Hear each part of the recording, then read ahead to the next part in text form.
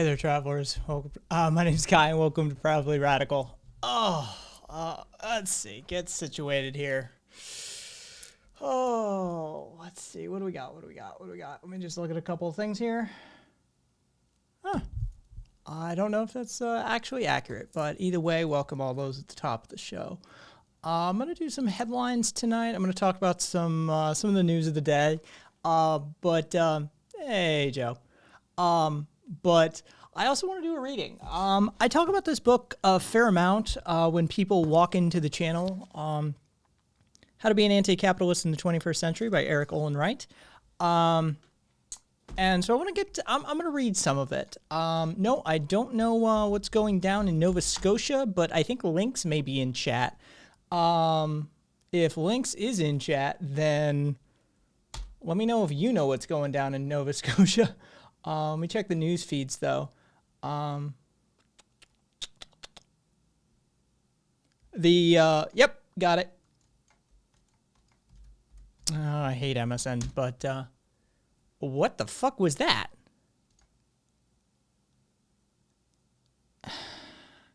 Are you telling me my entire side browser window just fucking closed for some reason? I'm pretty sure you're probably talking about this cat. Go to main.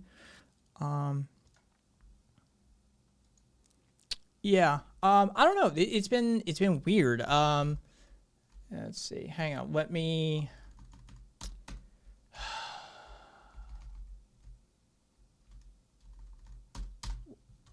queue up a bunch of my stuff here again because god damn it. I just lost my entire side window. Where I keep shit queued. Off screen, as it were. Thank you. Fuck. I have no idea what the fuck just happened there. It just sort of poof. But it doesn't seem like a complete across the board browser crash because other iterations of it are still going. So let me try and find everything that I had to fucking queued up too. That one. Jesus Christ. One of the few times I actually did a little prep work, right? A little prep work, had stuff lined up over here, had it going, and go fuck yourself, Kai. All right. So is this what you're talking about, Kat? Because if so, then yeah, most definitely.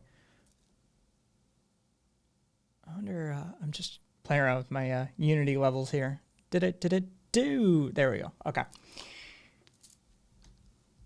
I heard some whispers in another stream. Well, I don't know. If this is it, then yeah, I mean, apparently there's a dispute over the Mi'kmaq.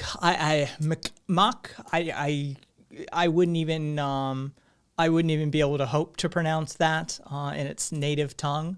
But there seems to be a dispute over fishing rights in southern Nova Scotia, which escalated into violence, destruction, and eventually an angry mob attack on Indigenous-used fishing pounds. I want to open that one now. So a work van was set on fire and a catch of lobster was destroyed. Well, that's productive. Was destroyed when a crowd of commercial fishermen vandalized two fishing compounds in southwest Nova Scotia on Tuesday. When was this published? Yeah, okay, so this is last week, right? All right. The incidents, the latest in continuing tensions between Indigenous and non-Indigenous fishers in Nova Scotia, allegedly occurred at two locations. Allegedly. There's fire. Shit was destroyed. Allegedly. I fucking hate news. They always cover their ass that way. One in central west Nubnico and Nova Scotia, and the other one in New Edinburgh. One of the most heated exchanges saw multiple people trapped inside a facility in central west Nubnico. Jason Marr, a fisherman with the, oh, not even going to try to say that, for one of the First Nation peoples, was one of the people who was stuck inside the lobster pound is a large crowd of non-Indigenous fishermen, estimated to be as many as 200 people by the RCMP, gathered outside.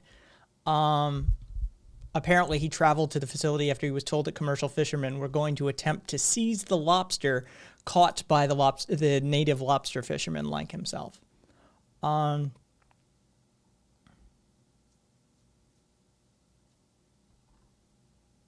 Jeez. By the time we got to the last crate into the lobster pound, I noticed there's 5 trucks out there. There's 20, there's 50, then 70. Oh my Jesus, there's 200 people up there, said Marr.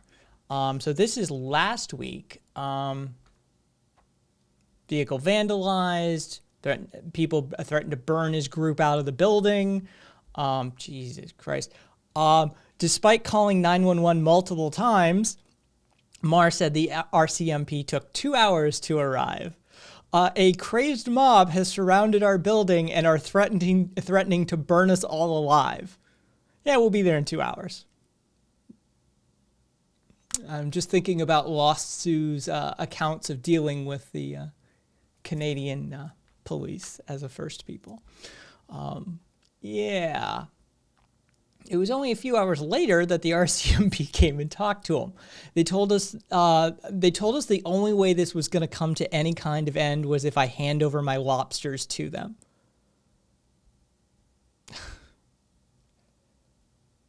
Marr refused. The RCMP left for a short time before eventually coming back. Quote, "That's when they came in and told me that there's over 120 of them out there. There's nothing we can do to protect you. All we can do is get you out of here and leave. We can't protect you."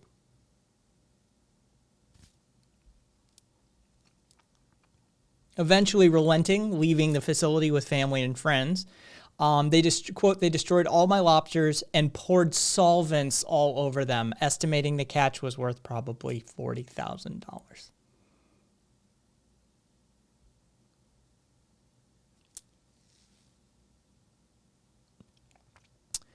The commercial fishermen removed and damaged video cameras at the facility, ransacked the lobster pound and storage facility where the lobster catch was to be housed.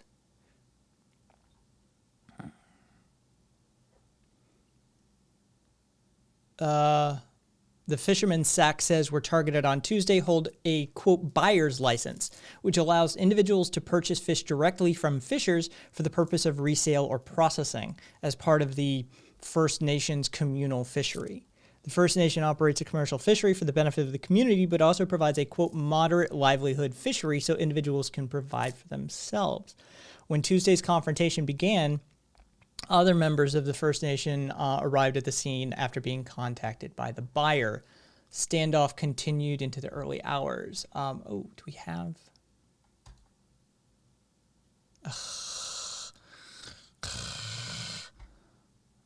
This is going to be just... It's going to be laden with fucking ads.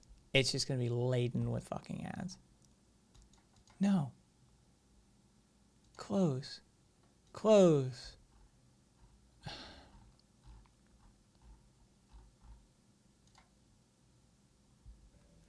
Would you believe a few simple... This ad will end in 90 seconds. Holy shit.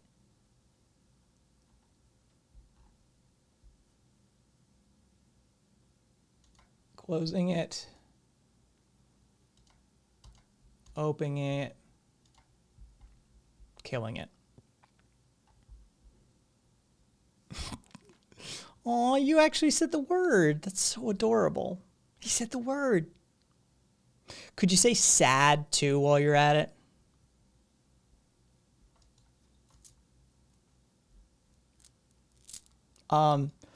And no, not all anarchists are for market economies, but hey, who wants to have a...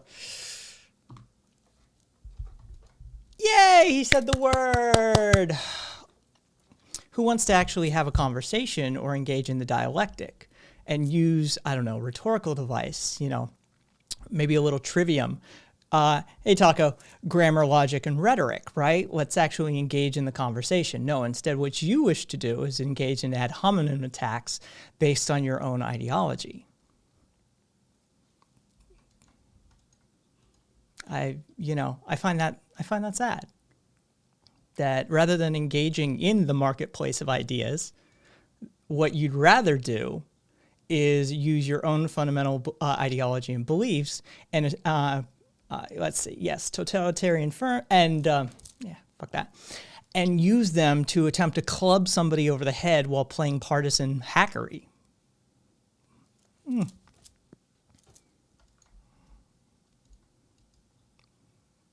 Let's see, what do we got?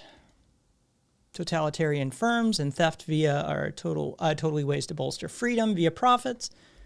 No, I'm an incrementalist. I'm not black bloc, but it's interesting that you conflate the two.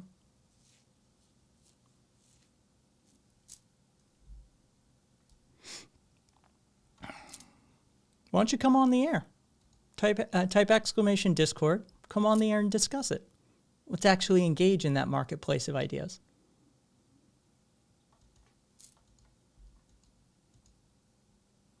No. Not quite how that works. It always is. So anyway, back to the news. So this was last week.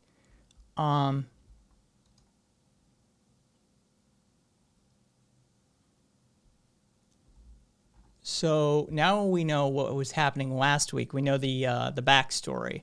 Let's go into what just happened today, because as Kat was saying, something went down today.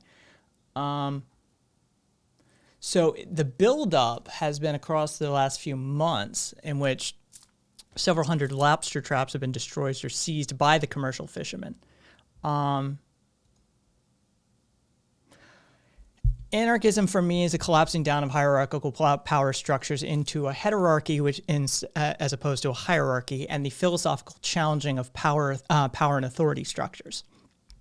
It's a methodology and means to test and further control and constrain power structures and systems in order to make them work in a more direct, democratic, equal, and equitable fashion for the populace itself.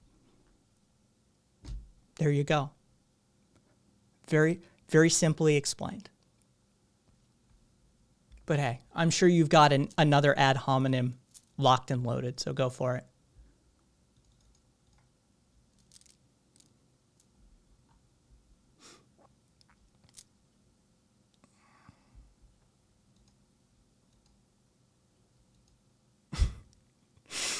You are special.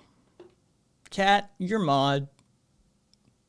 You know, it's up to you. I'm gonna start trusting, like, after the what was it, the Assyrian. I'm gonna trust your instincts. They seem to be better than mine on this sort of thing. So Friday there was a massive fire at the fishing pound, and they burned it to the ground. Totalitarian liberal communists. Seems like a bunch of buzzwords to me. Sony Man Walk. A Rick is basically the deuce on the loose right now, if you pay attention to chat. Basically, it's an individual that argues utilizing ad hominem attacks does not actually provide content or any sort of rhetoric to back up their argument. They merely use a whole host of emotional appeals, as well as a call to individualism and sometimes veiled violence. It's a reference to an individual who was a member of the live streaming community that we were a large part of on a podcasting network. And so it is a real person, but yeah, that's sort of, there you go. And thank you for asking, and welcome Sony Man Walk. The good old days. Sony Walkmans. Taco, I'm on lunch break in 10 minutes. Please save the juicy stuff till then. Taco, I can't make any promises. You know, if the chuds want to stir, then they shall stir. I wish I had the magic button, but I don't. Oh,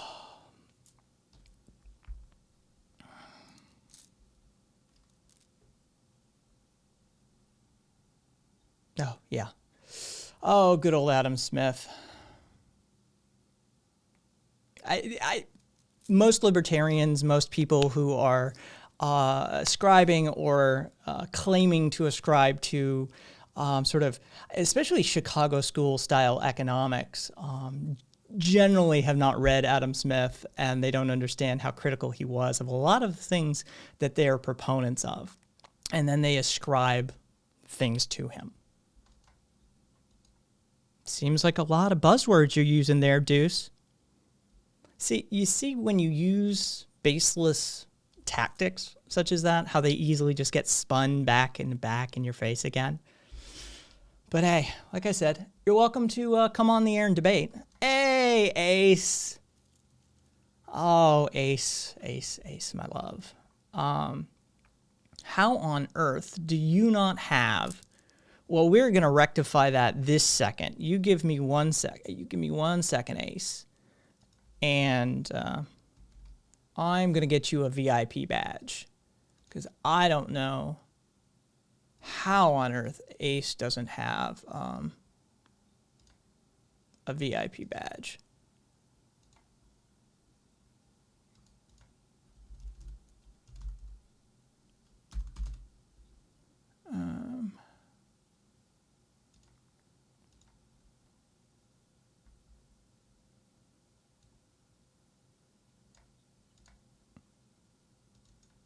Oops.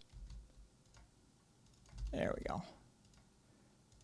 Oh, yeah, you use a K. That's why I'm not seeing it. There you go. Get Ace her VIP badge. There we go.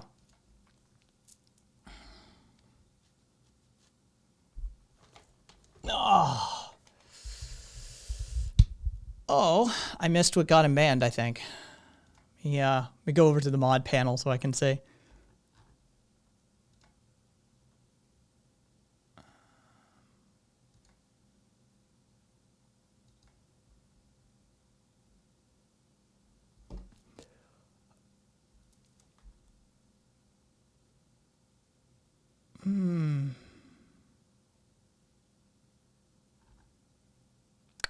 Yeah, fun.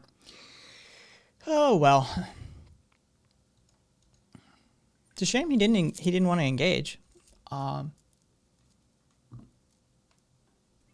don't know if he's left yet or not, but if he hasn't left, then Deuce, you are arguing in bad faith. You are using ad hominem attacks, and you basically were not engaging in the dialectic. You were just arguing without content. And around these parts, you... Taco. Sorry, Taco. I'm sure there will be more chuds available for you to poke.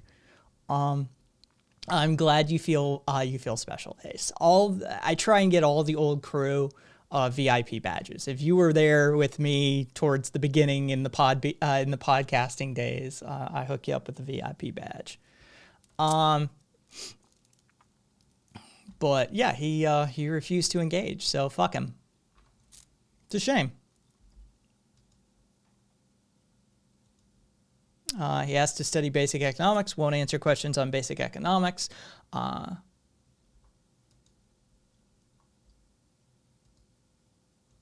Oh yeah, that's solid. Let me where's my... There we go. Zero. Hey there, man. Zero saying quick suggestion for anyone who's trying to be more ethical. So yeah, the fashion, quick fashion, and the textile industries are two major contributors to human suffering on this planet. So yeah, definitely a solid recommendation. I love sewing and it helps prevent child labor. I don't buy a whole lot of new clothes, right? Like I treat my clothes well and I keep them around for a lot of years. I still have shirts from high school. Luckily, I haven't grown out of anything, right? Like I'm basically the same size. And so all right, we'll toggle that over. 70% of your clothes are sewn by you. Mad props. My mom's a quilter. My aunt is actually a seamstress in her own right, like amateur, not professional. Hey, Mitre, you missed our first chud of the fucking day. Came in and wanted to start some shit. First comment out of the gate was libtard. And so, yeah, he's already, like, he tried, but yeah, he's gone. Ace, I still wear clothes from middle school. Most of my closet is high school. I think there's nothing, as long as, look, like, it's perfectly fine. Like, as long as you treat your clothes well, it was totes of fash LARPing as an ANCAP. Fair enough. Also, you can sew your clothes specifically so you can cut apart to make them bigger. Yes, I've seen that before. Tell you what. Let me...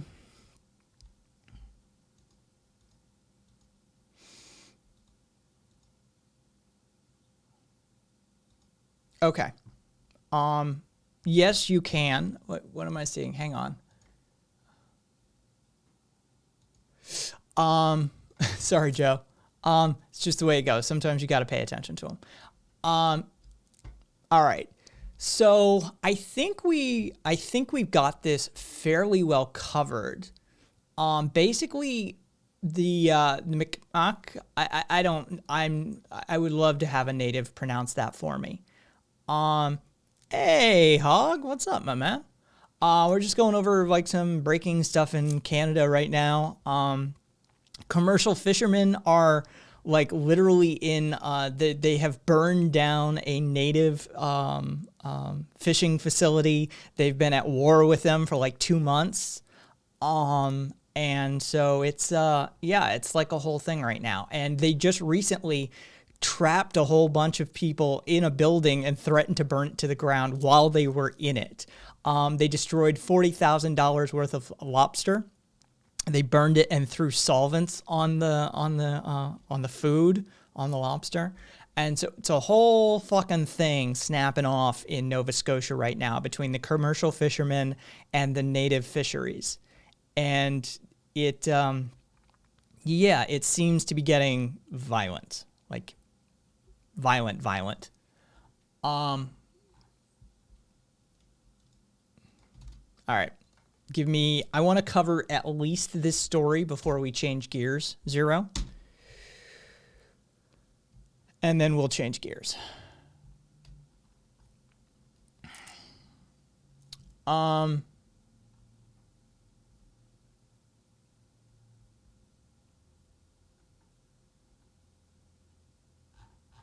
Nice. Okay, so Hummer Jeeps. This is good news. So what is it called? It's OA something. Organization of the American States, OAS. That's it. So I don't know who's been following this story since it snapped off last year, but basically the former president of Bolivia, a guy by the name of Evo Morales, he was ousted in a military coup that was backed by the United States. We're constantly up to shit fuckery in that part of the world. And we essentially declared there was an election held. The people of Bolivia are supportive of socialist policies and politicians, shall we say.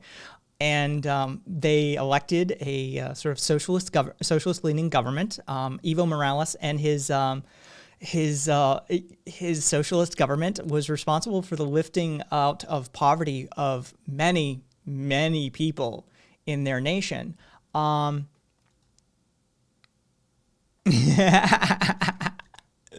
Fair enough, Zero. That's why it's there. It is an option. And the OAS, the Organization of American States, which is basically an organization run by the U.S., declared the election invalid, and they accused Morales of fraud. And they then supported a military-backed coup, which ousted Morales ousted him at gunpoint, and he has been in exile ever since. There has been attempts at other elections, but until this point, there has been a brutal right-wing, militaristic, fascistic government in place that has been cracking down on the people. And largely it has been the indigenous population that has been protesting and blockading and direct action. And they're the ones who sort of got this handled to a huge extent.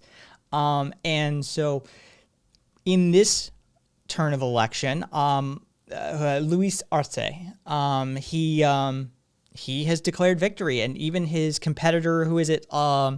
Luis Camacho and the interim president Janine Áñez, fucking fascist.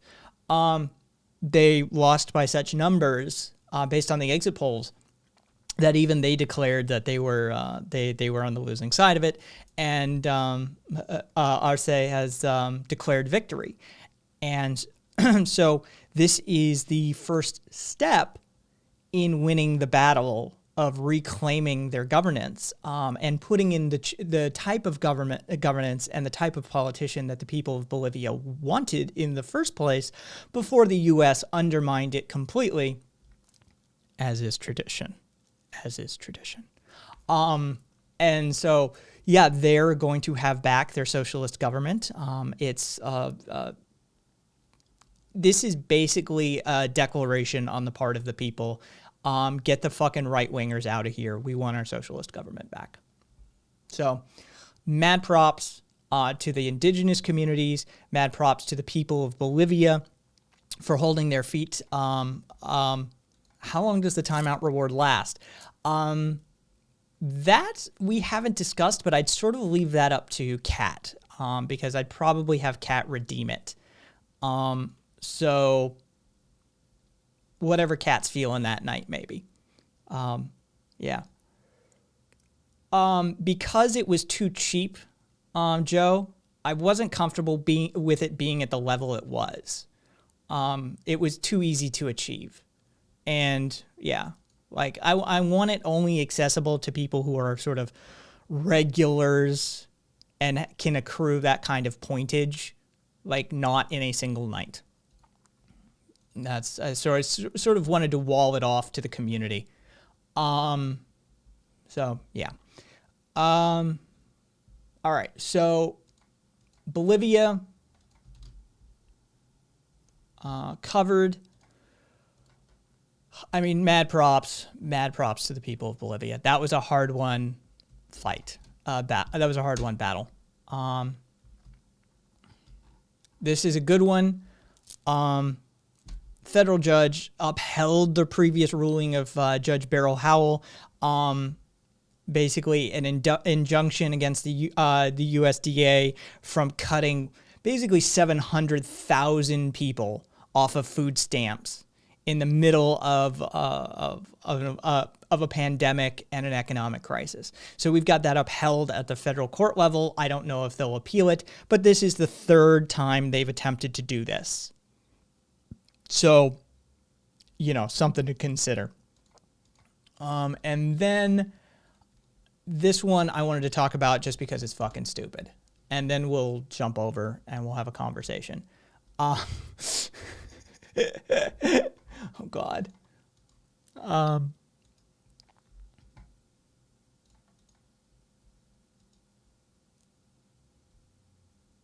Oh, yeah. Ace. Yeah, the FS is getting ridiculous at trying to cut people off.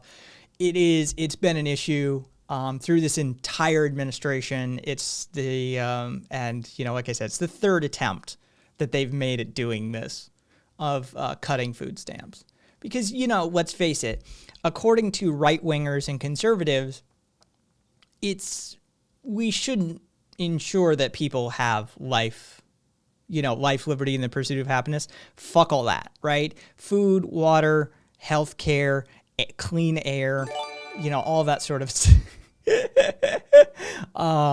Mitre. Congratulations, Mitre. You fucking... And, yeah, do I think his milkshake brought all the boys to the yard? So this is the stupidest fucking story. And where is there it is. All right. Have that one locked and loaded. So while he was in the middle of a secure intelligence briefing at his New Jersey golf club, Trump literally called a waiter into the secure briefing room and asked a series of intelligence officials and generals and general high-ranking staff if they wanted a malt, quote-unquote malt. I don't... This is just fucking stupid, right? Does anybody want a malt? We have the best malts. You have to try them.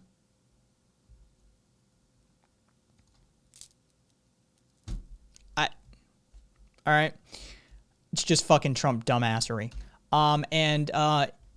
Zero, hop into voice chat. I'll be ready for you after just talking about this headline, because this headline is hilarious. If you're still around.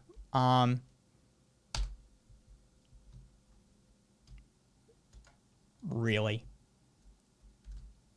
Well, they can go fuck themselves. All we need to talk about is the headline anyway. A murderer who wielded a narwhal tusk to stop a terrorist gets a royal pardon. So, as the story goes, this individual who was a convict, who was out on, who was convicted of murder, but had been, by all accounts, fairly rehabilitated, was out on a day leave, visiting an event, basically, having to do with rehabilitation and that sort of thing.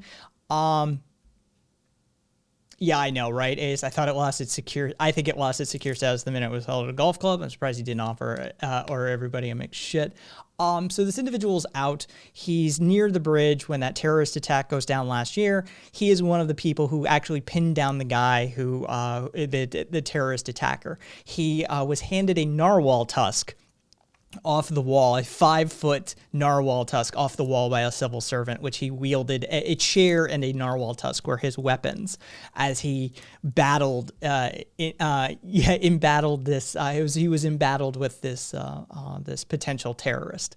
Having gone through the rehabilitation program, having shown that he has regret and remorse, having apologized to the family of the victim, and many years ago now. He has been granted royal clemency. It is not solely the jurisdiction of the Queen. She's sort of the rubber stamp on the deal. By the time it gets to her, by all accounts, it's passed through many, many hands. But it is one of those headlines that is hilarious. And so what do we got here?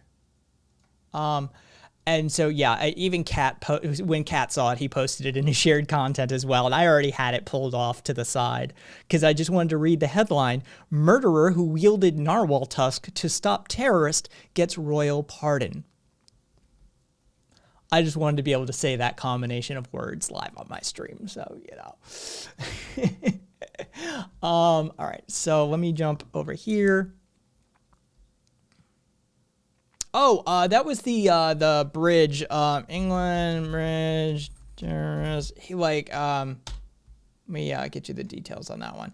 It was the 2017 London Bridge attack, is if you want the full details, but let me kill that. So you probably remember hearing this, like the vehicle ramming, the stabbing, the spree, crashed into the bank on the Thames, 3 occupants, blah, blah, blah. So 8 people killed, 48 injured. I think that qualifies as, and this is what gets it, basically, is ISIS took credit for it. All right. Where am I seeing stuff? Oh God, don't tell me it's the leftist one. It is. God, I hate that one. All right, I apologize, Mitre, ahead of time.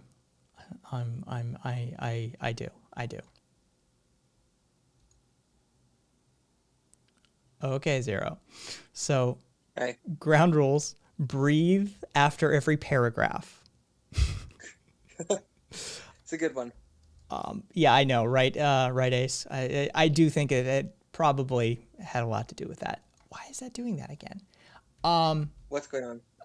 Nothing. I've been having issues with one of my browser windows. But yes, Mitre says 0 learning day. Okay, so you wanted to that's discuss mental health, right? Like that was. Yeah.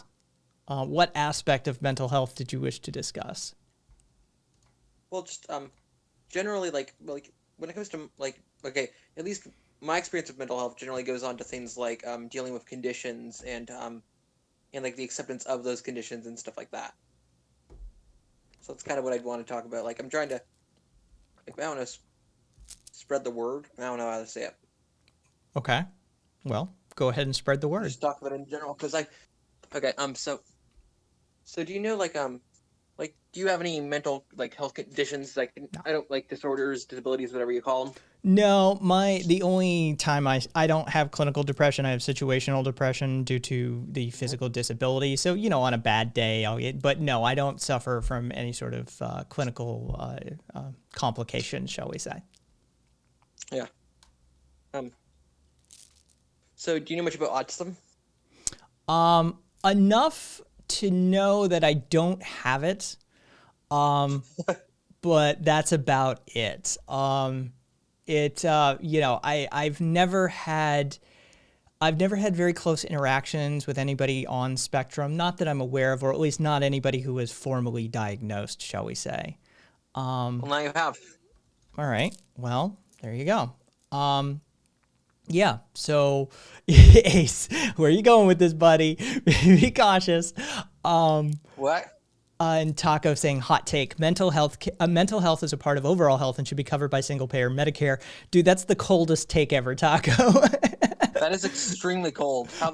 That's not a hot take. Listen, I'm a sock dev and I think that's a cold take. Joe's had severe clinical depression and a bit of PTSD. Okay. And yeah, I do have. I mean, I have surface experience with with somebody like Schnoops, who has multiple complications. Definitely neurodivergent, I believe, is the preferred term these days, but don't ask me. So fucking me, Trey. Now that's a hot take. What's the hot take? It's okay. So what You're not aspect? gonna tell me. So what aspect of it did you want to discuss actually? Just generally like spreading awareness of it, and also like the aspects of it, and like just how it can impact social life, especially like generally is kind of what I'm going into. I'm like just because I feel like a lot of people hear autism and actually like if you see people online discussing autism, the first thing that you're probably going to see discussing the most. You're cutting out pretty badly, Zero. Oh shit. Okay. We'll see if it's we'll see if it's noise reduction on the Discord side. But let me adjust your volume and just get stick I close can to turn noise suppression on. Would that help? who knows. Just stick close to your mic so it doesn't cut out on you, and we'll see if it's connection or software. Sounds good. Okay. All right. So it's like the first time that I ever heard the word autism or autist online was not from an education. It was not from say someone with autism. It was I think it was a video of someone in Gmod, I believe. The Crowbar is saying like just saying like I don't remember exactly, but to paraphrase, it was like beat this crate like you're an autist, like, and then just them going into a frenzy in the game. So basically just the like kind of going into like the implications of autism and just the way that meme culture uses it as like a joke. Okay. Like like generally when I was in school, high school specifically, and even middle school, I wasn't really bullied specifically for having autism, but for the behaviors of my autism. Like even when I went into high school, there was a kid that I didn't know them, but they had they were like ginger and about a few years younger than me. I think I never learned their real name, but whenever he was in the hallway, I heard them being called Captain Autismo. So like, and that seemed like the weirdest thing is when I heard that, I'm like, okay, what's so bad about that? They're not being treated badly for their behaviors. They're being treated badly because of a label. And so, like, I feel like when we talk about what like ableism towards autistic people is, we think the Captain Autismo reference. We think, oh, someone being like just a very simple joke or like an offensive joke for sure, but still a joke. In reality, I believe that the ableism, especially in the education system, and and not always from teachers, but sometimes, but mostly from students, comes from like the ignorance and essentially it's very easy to view the actions of someone who's autistic and who might not even be diagnosed with it yet as just them being an asshole. This happens mostly with guys. I find it interesting that like women are much less diagnosed with autism in general. Like maybe a fifth of diagnosed autistic people are women, and even less trans people, like for proportionally. So it seems like people who are like women in general are more conditioned to be like less open in general, like socially, like if that makes sense. Like to be able to, they're much better at camouflaging it. Essentially, is what the medical community's consensus is on that. Are you there? I'm not sure if Yeah. I'm just like reading your mic's as you're covering this. I'm looking at spectrumnews.org talking about the autism sex ratio explanations. So as you're yeah discussing it, I'm looking yeah into the various studies that have looked into it yeah as well. yeah. It's like there is some consensus that it's a that it's like that there actually are more men who have it, but I actually do think that it's much closer to equal than even medical experts think, because like I know a few women with autism, and they're very different. One of them shows it.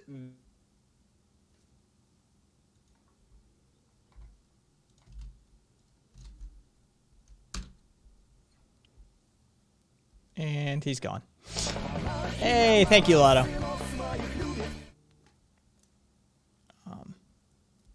And yeah, there's what I'm reading for you, Ace. Yeah, because I wanted some confirmation as well. And Zero is just gone. So we're based on previous iterations, previous incidents. I'm betting he's literally still talking. And so we'll just have to wait till his mic cuts back in and he's back into the conversation. Hello? Hey, there he is again. And he's gone.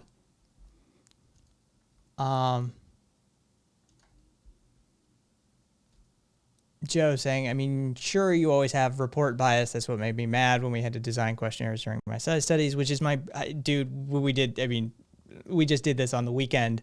That left values test is probably a classic example. All right. All right. Welcome back, Zero.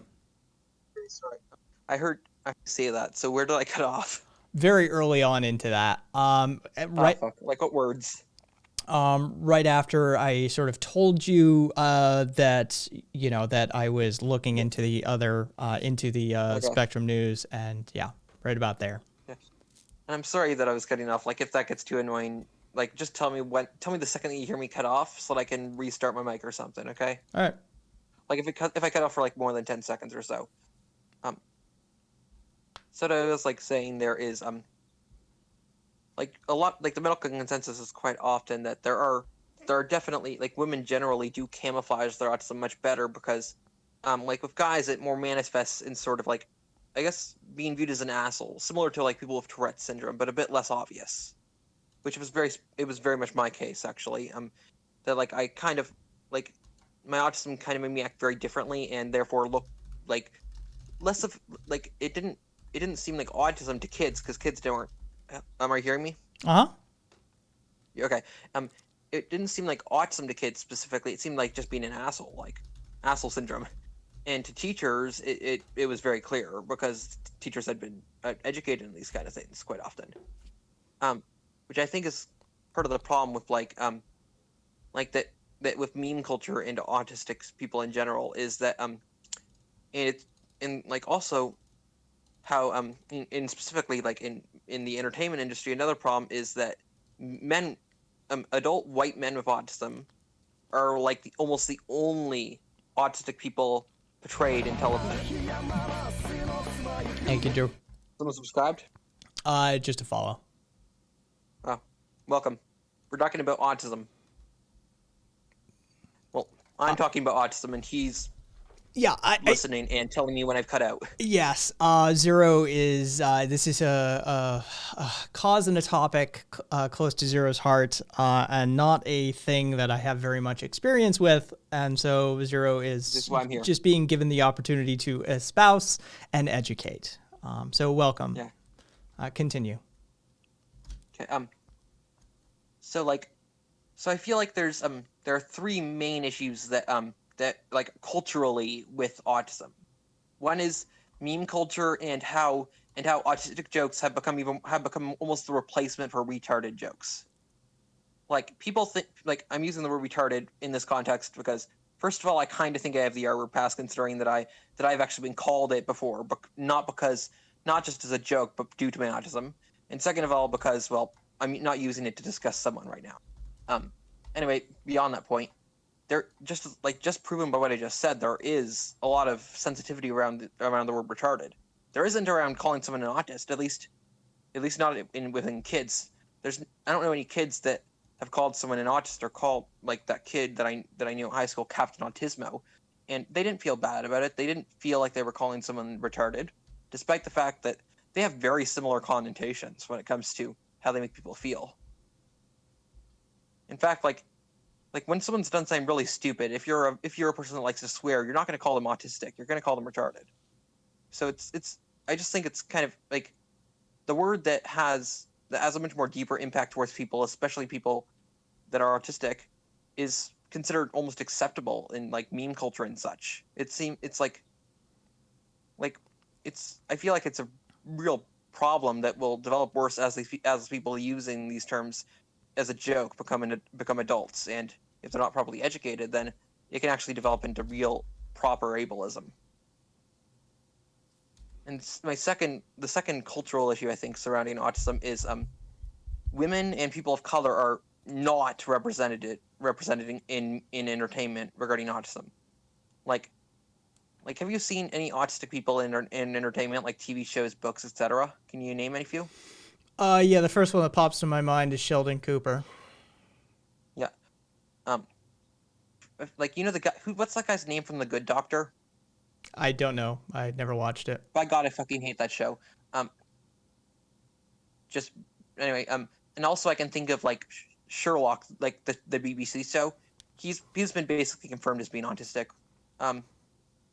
And oh yeah, there's another show I watched called Atypical. It's on Netflix. It's really cool. The thing is, every single one of those people are white males, and that might sound, oh well, that's just a problem with regular representation, some people might say. And I'm not saying you're saying that, but a lot of people do say that to me specifically. And what I'd say is, well, think of a single person of color, a woman, or especially a woman of color who is autistic, like even just a character who is autistic being represented in all of culture. In fact, there's only one famous autistic woman of color, and that is Temple Grandin. It's like, and well, she's only known because she made revolutionary advances in the field of like what was it? I don't know what the word is, like ethical slaughtering. That's a bit of an oxymoron, but basically she made advances in making it so that the slaughtering of animals wasn't as much of just chopping off the head and trying to make it a bit less. Yeah, no, animal behaviorism within the livestock industry, specifically the animal sciences, is generally what we refer to Temple for. I hear you. So So like when I think of like characters that are autistic, like the very standard is just a white guy, generally of brown hair. I don't know why. And they're often viewed as just they always emphasize several aspects of autism, not nearly the whole spectrum of it. Like with characters like Sherlock, like even House is actually potentially considered to be autistic by some people. And like as you mentioned, what was that person that you mentioned? Oh, Big Bang Theory, Sheldon Cooper. Yeah, Sheldon Cooper. He's in reality in the show, he's a sexist dirtbag. Like seriously. In fact, one of my biggest criticisms of one of my biggest criticisms with that show in general is that every single male character is extremely sexist and always gets away with it.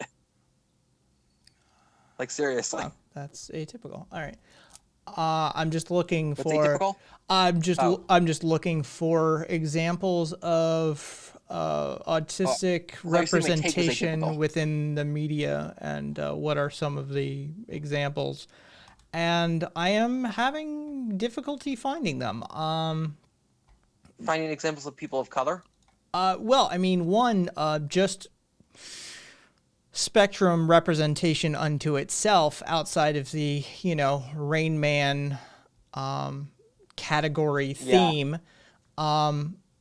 And even, yeah, I'm seeing the atypical here is just a white dude with brown hair. I'm seeing a picture of I guess, Still a good show though. I do recommend Atypical. By the the way. good doctor. It's- I I hate the Good Doctor. Yeah, what about I mean there's no, but I don't know. Like this is the thing is for me to even say, because I wouldn't be able to say, right? Like being able to judge at a distance whether a character is on spectrum or not, or whether that character or the actor portraying that character has chosen to make some sort of conscious or subconscious choice, or whether the writers have made a choice to display characteristics that are on spectrum or not. I don't have enough experience in that arena to even, be able to say like, Well, I do. but there's a conversation in chat about whether Steve Urkel was autistic or not.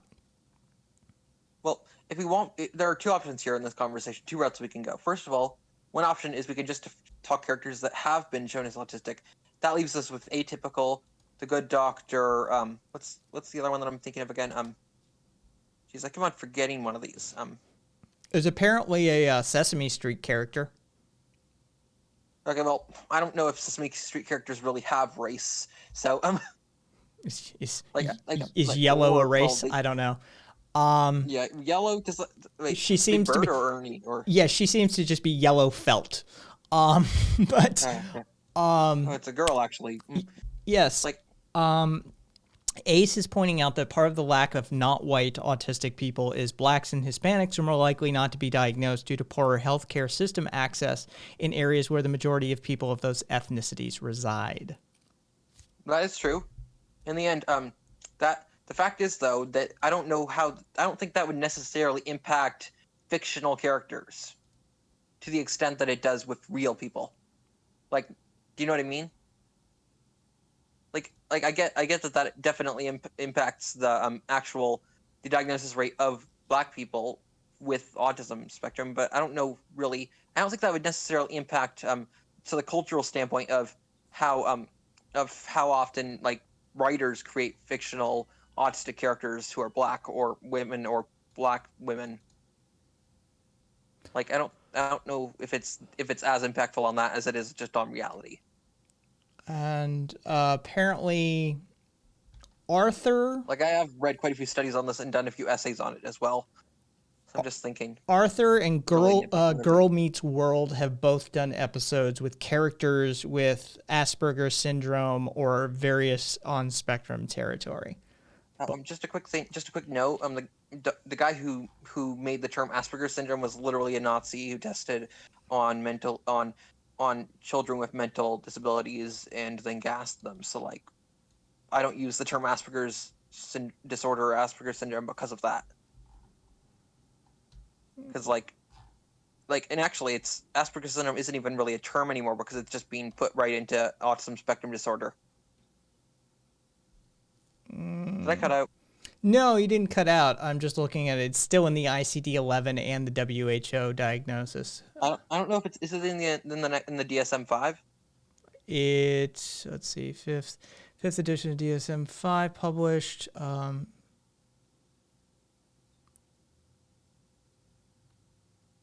Generally, I actively avoid using it just because, first of all, anyone who considers themselves someone with Asperger's syndrome, that generally means the social aspect of autism spectrum disorder. And also, like, the guy's a Nazi. We don't need to keep his name in our mental disorder category. There we go. That's what I wanted. I wanted confirmation of that. So was I right? Well, it's named after Hans, so you're definitely on the fucking. Let's see. I'm definitely on the what? Oh, you're definitely on track. I mean, let's see. Sent at least 2 disabled children to the Spiegelgrund Clinic, knowing they'd be the subject of cruel experiments and likely to be euthanized. Yep. Well, I was mostly talking about the DSM-5. I was completely sure that I was right about him being a Nazi. What do we got here? Think about how long it took for. Joe says, "Hey, not every Hans is a Nazi." Think about how long it took. I was still right. Okay? Think about how long. I didn't even know his name was Hans. For me, it wasn't about the Hans. Think about how long it took for mental health to be portrayed in media altogether. Compare it to how long it took women to play strong roles and blacks to be on screen. Period. Let alone survive a horror movie. The horror movie thing I looked up for Jackie one time, it's a higher number than what gets bandied around social media because somebody actually crunched the numbers on that one. They did a proper survey and study of popular culture and horror movies. It's not as bad as we think, but it's still not great. Question for chat. This is a little bit of like an ad hominem, but like, why is it that when I discuss like actual economics that you're very left wing, and then when I discuss mental health, suddenly you're all liberals? I don't get all the like. I don't really see why people are so like what's the word so like apprehensive to understand that autism, that like representation of people with autism is a problem. There are studies that prove it. There's a lot of studies. It's just very frustrating for me personally. I don't understand what the liberal accusation is founded upon. What I mean is like, that people are just attributing it to race in general, and that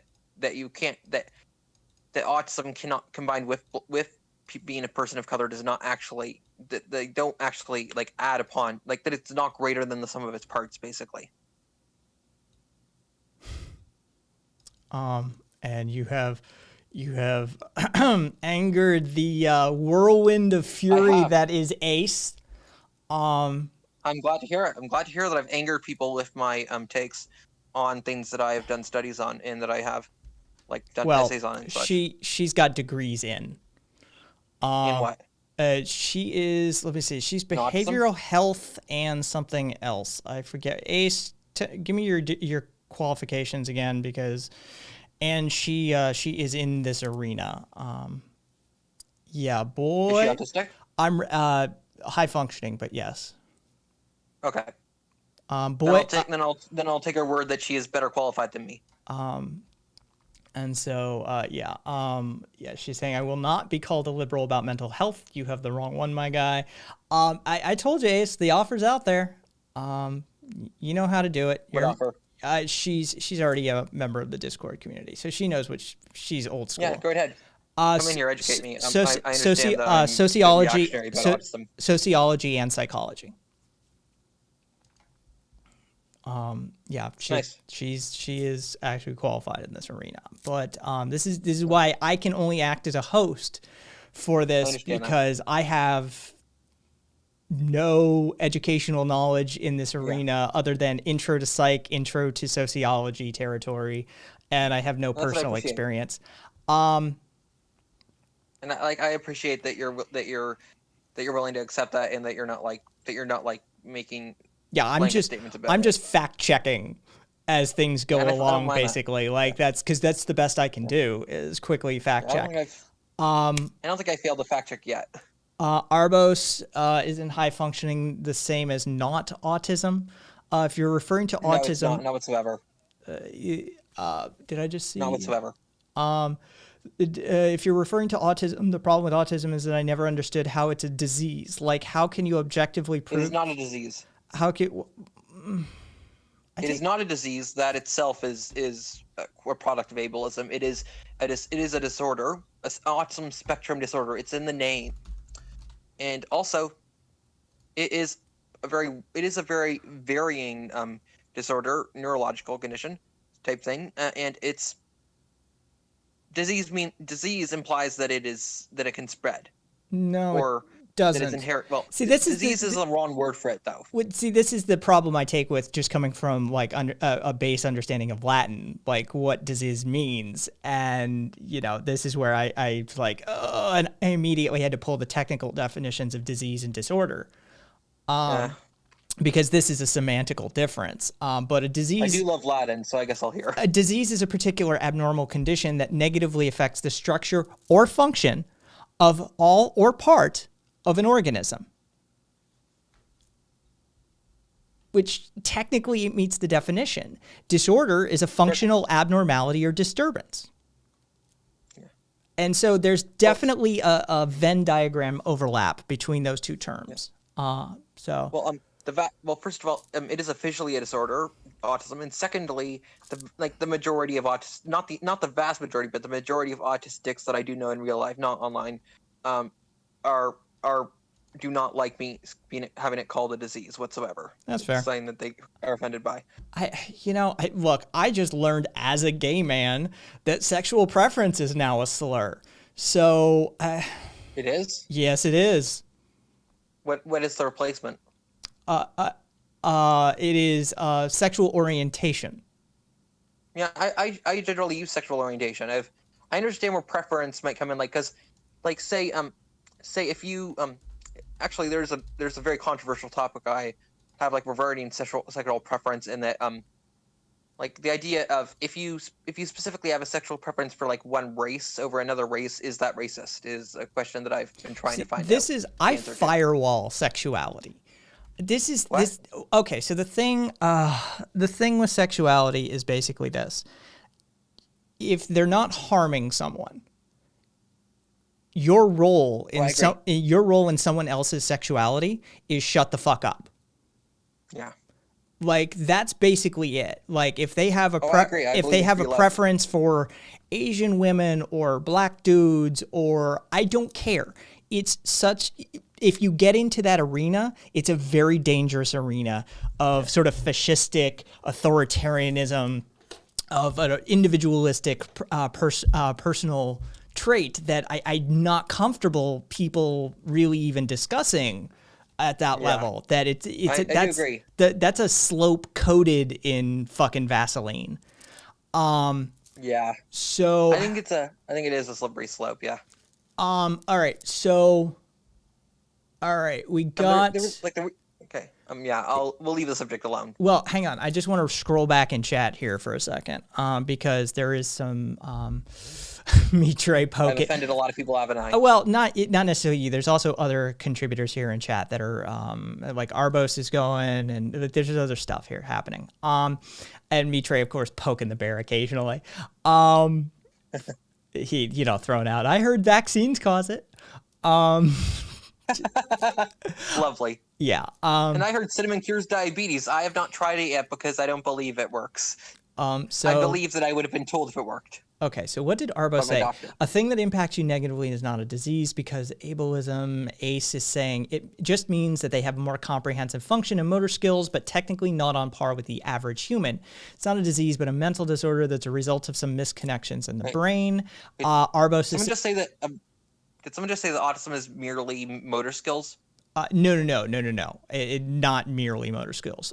Comprehensive functions, motor skills. There's other stuff. Arbo's saying to Ace that sounds wishy-washy. What sounds wishy-washy? I'm sorry. Her explanation of it for him. Joe was saying that's why applied psychology got on my nuts so hard. There's a huge difference between purely scientific psychology and applied therapy and diagnosing. I believe talking about more the DSM-5 territories. Arbos saying to me that they think I'm being too pedantic. All I'm referring to, without splitting hairs and getting into the etymology of the word, is something that impacts you negatively. I'm okay with that. I'm actually okay with that. This is why I have to be a pedant, because people get very sensitive. I get where you're going In these arenas. Yes, and I think people who have with autism have the right to be pedantic about the definition, about calling it a disease, because medical officials do not call it a disease, and I don't think any of you are actual medical officials. Well, Ace kind of qualifies in this arena at least, but I mean, maybe medical official. Psychology, yeah, I guess. Let's see. Saying that Ace then saying it's often labeled a disease, but they found it to be quote unquote offensive and referred to it as a quote unquote disorder. You know how we do with offensive words, euphemism, treadmill. Arbos saying, but my point is simple. Is there an objective test out there for autism that can show that autism is not a personality trait or a simple voluntary or even involuntary lack of development in a certain area of life? Is he trying to call it a personality trait? As far as I know, there are a whole battery of tests that... There's a lot, buddy. Yeah. Buddy, if you want to come in BC, I'm going to talk to you, and I'm going to demolish you like socialists demolish me. Talking back to me, Arbos saying, like, are people who aren't good at tennis because they never picked it up, will they be called Really? Really, buddy? Really? Do you want tennis-austic? I'm gonna like get you. I'm gonna find you and give you a fish. Easy. Ace saying, I know someone who needs... I said give him a fish. Yeah, I know someone who needs to shut the fuck up. And Ace saying Vaseline couldn't choose any other lubricant. Dude, no, I had to go with the Vaseline reference, Ace. You know me. I'm going to take it there. Joe volunteered Joe volunteered coconut oil, though. A cat, okay, cat. How great is it having Ace here, by the way. And Joe calling me to suck up. There's a whole, and Ace saying there's a whole book of tests they have to go through before being diagnosed autistic. Yeah, I had a lot of tests done. I actually still have the records for me being diagnosed, and they aren't very flattering towards me, if I'm being completely honest. So every time I read them, I feel a little bit sad. And now I have to go back to my fucking mod window because... What did they say?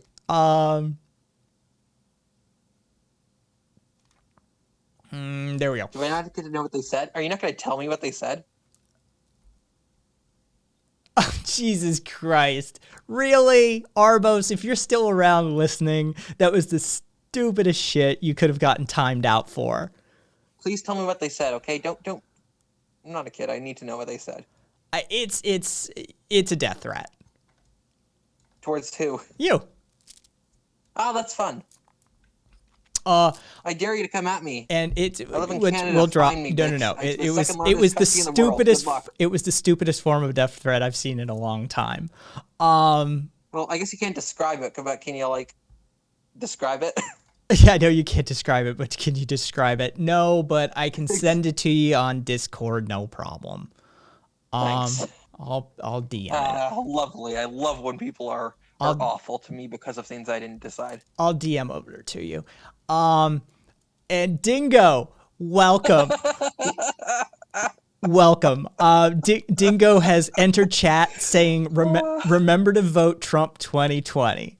I'm afraid I can't because I'm Canadian. Sorry, bitch. And I already voted against him. I'm sorry. I guess we can't vote Trump now. Oh, so horrible. I guess we could just use that voter fraud.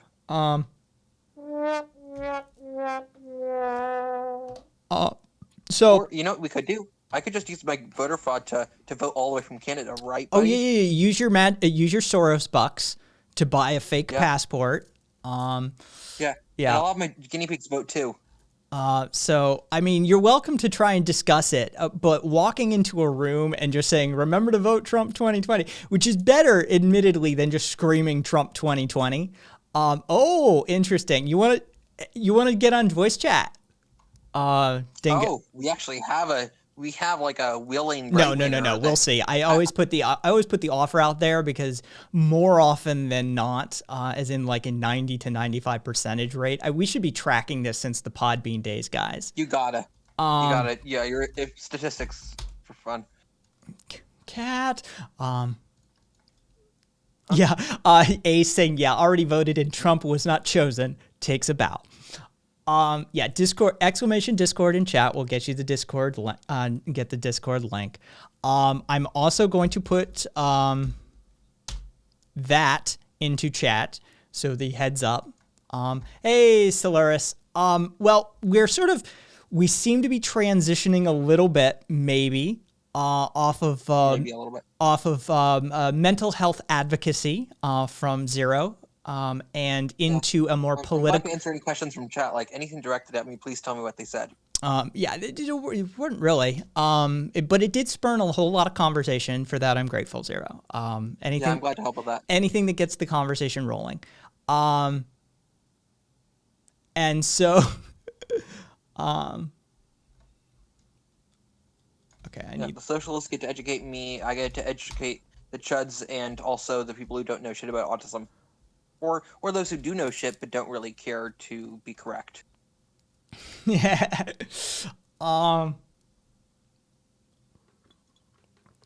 Cat's putting money on the line and Ace is refusing to.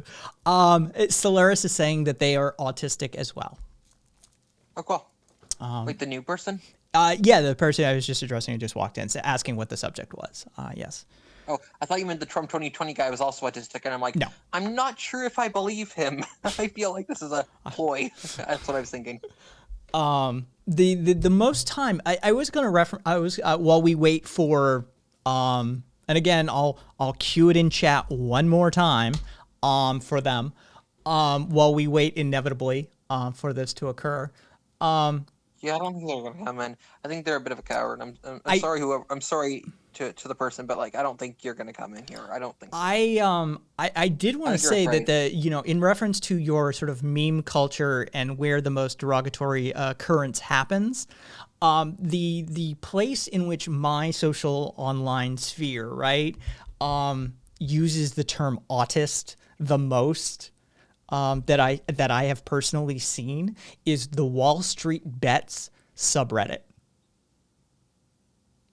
Can you please explain? They use it all the time.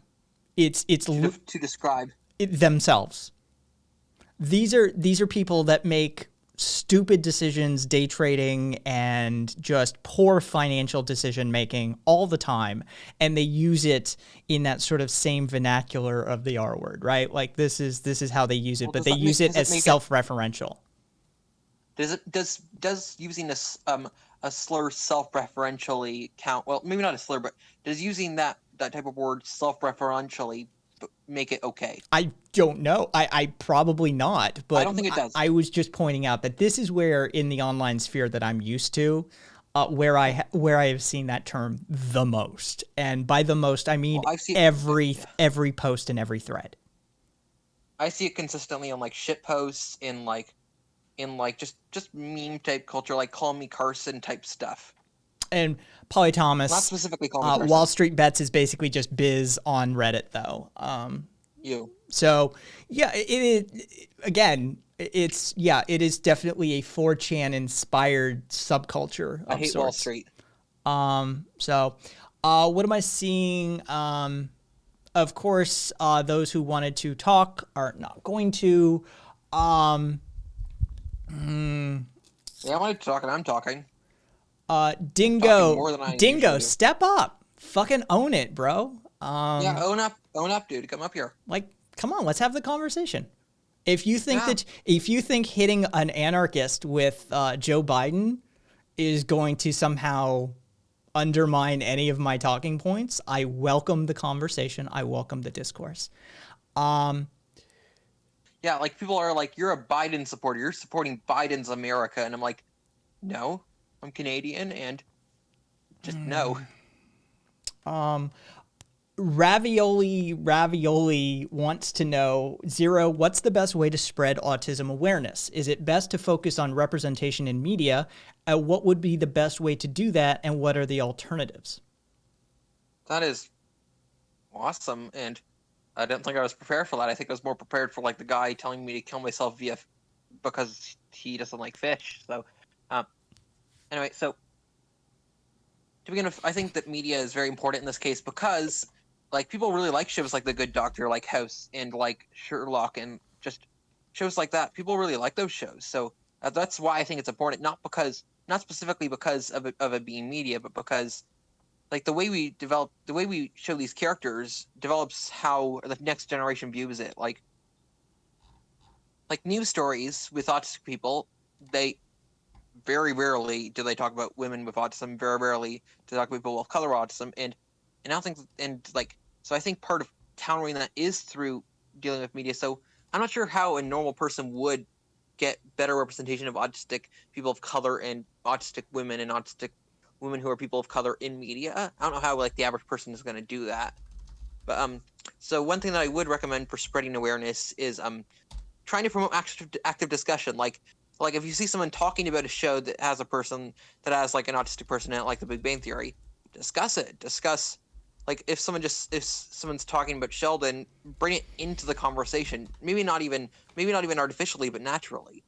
Or if you see someone saying autist or spaz or something like that, if they're using it to insult someone, tell them to shut the fuck up and that they're a dickweed. If they're not using it to insult someone, then talk to them about it. And lastly, I just say if you do meet someone who's diabetic, who's autistic. I don't know why I mix those words up out.